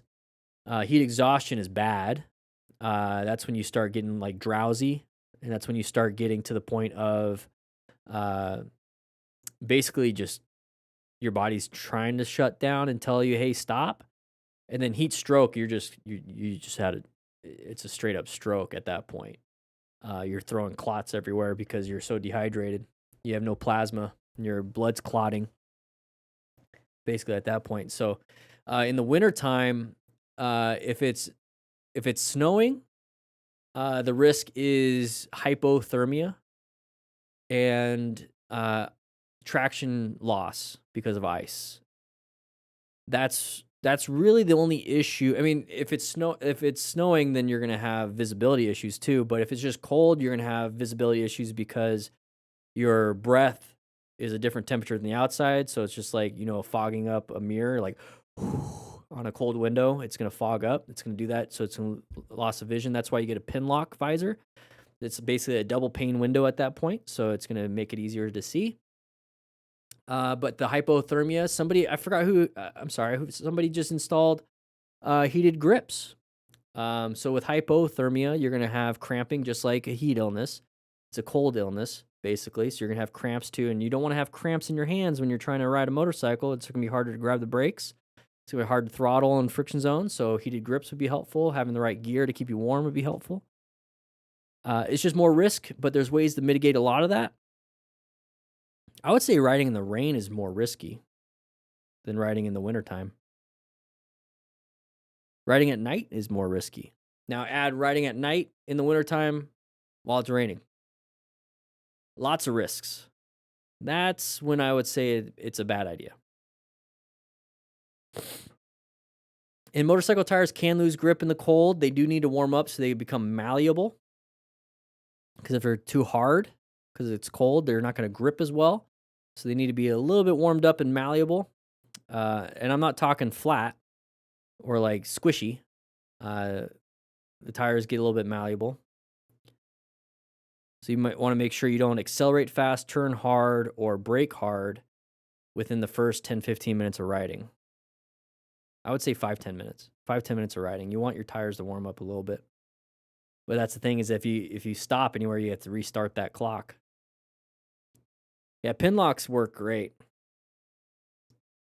And that's the thing is like if you have a lot of layers too, right? If you have a lot of layers, it's a little bit restrictive on your movement.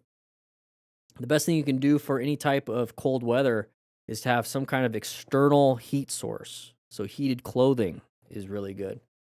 Because there's only so much your body can put off and it can retain inside all those layers. You're going to have to get to a point where you need an external heat source. Yeah. But definitely layer up. One thing I do when I ride in cold weather is I layer up because that's just Tucson. You don't need to have an external heat source for that.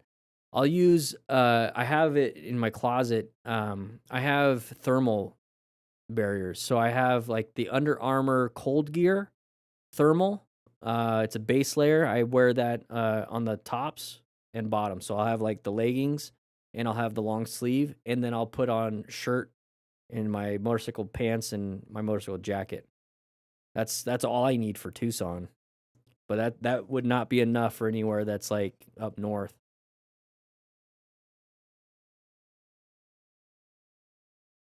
Yeah, Harley will shake you warm. Thermia. Hypothermia. Hyperthermia. If you start catching yourself shaking uncontrollably, like you can't control the shakes, you're getting too cold. That's the first layer, or that's the first stage of hypothermia, is tremors.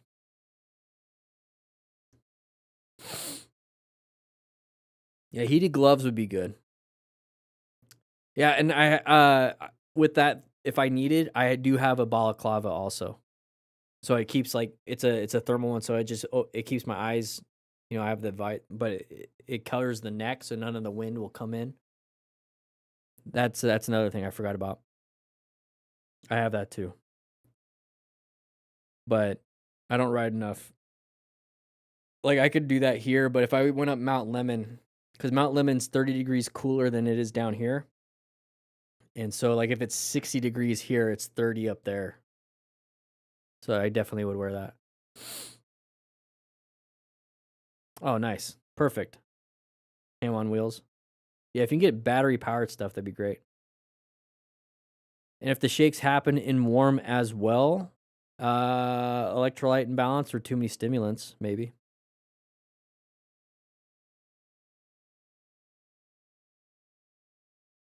If it's warm. Moto Glock, we're just finishing up. Sorry. How you doing? We're just chatting in the office. I gotta let the dogs out real soon, but I'm just chatting with you guys. Missed you guys. Could be adrenaline, yeah. Yeah. I just heard him get up. He's gonna piss. So I have to let the dogs out. It will be me, Horovac. I appreciate it. You guys can. We have pizzas in the classroom. Grab them. Go. Take off. Have a great weekend. Those of you that are taking the MSF this weekend, good luck. Have fun. Have fun. Thank you, Motogaga, for being here. Everyone stay safe. Exactly. Have fun at the MSF class. Just enjoy it. Take one exercise at a time. Stop stressing about the test is gonna be like. Just focus on the exercise at the moment. Perfect the exercise that you're doing in the moment. And if you feel like you didn't get good enough and we're moving on to the next exercise, don't worry. Just try your best on the next one. Try your best on the next one. Try your best and just keep trying your best at every moment. And when you have a break, relax, get back on. Get a break, relax, get back on. Enjoy it. You're going to have fun. Bring snacks. Bring snacks. It's a good idea. They usually provide water, but bring yourself like some beef jerky. Bring yourself a sandwich for lunch or something. Pack yourself a lunch. Don't worry. Don't try to take off and then come back. Pack yourself a lunchbox with snacks. Like if you're your own mom or dad, packing you a lunch for school. And then if you want to, bring some to share with the class. That's always nice. Some people don't bring them. And you get to be that cool kid at school that has all the snacks for everybody. It's only 2 days. Just go to Costco, get like some snacks. Enjoy it. That's what I did as a coach. I would go to Costco and bring snacks for everybody. That's why I bring you guys pizzas. But I gotta go. He's gonna piss. He's gonna piss. I'll see you guys later. All right, guys. See ya. Bye.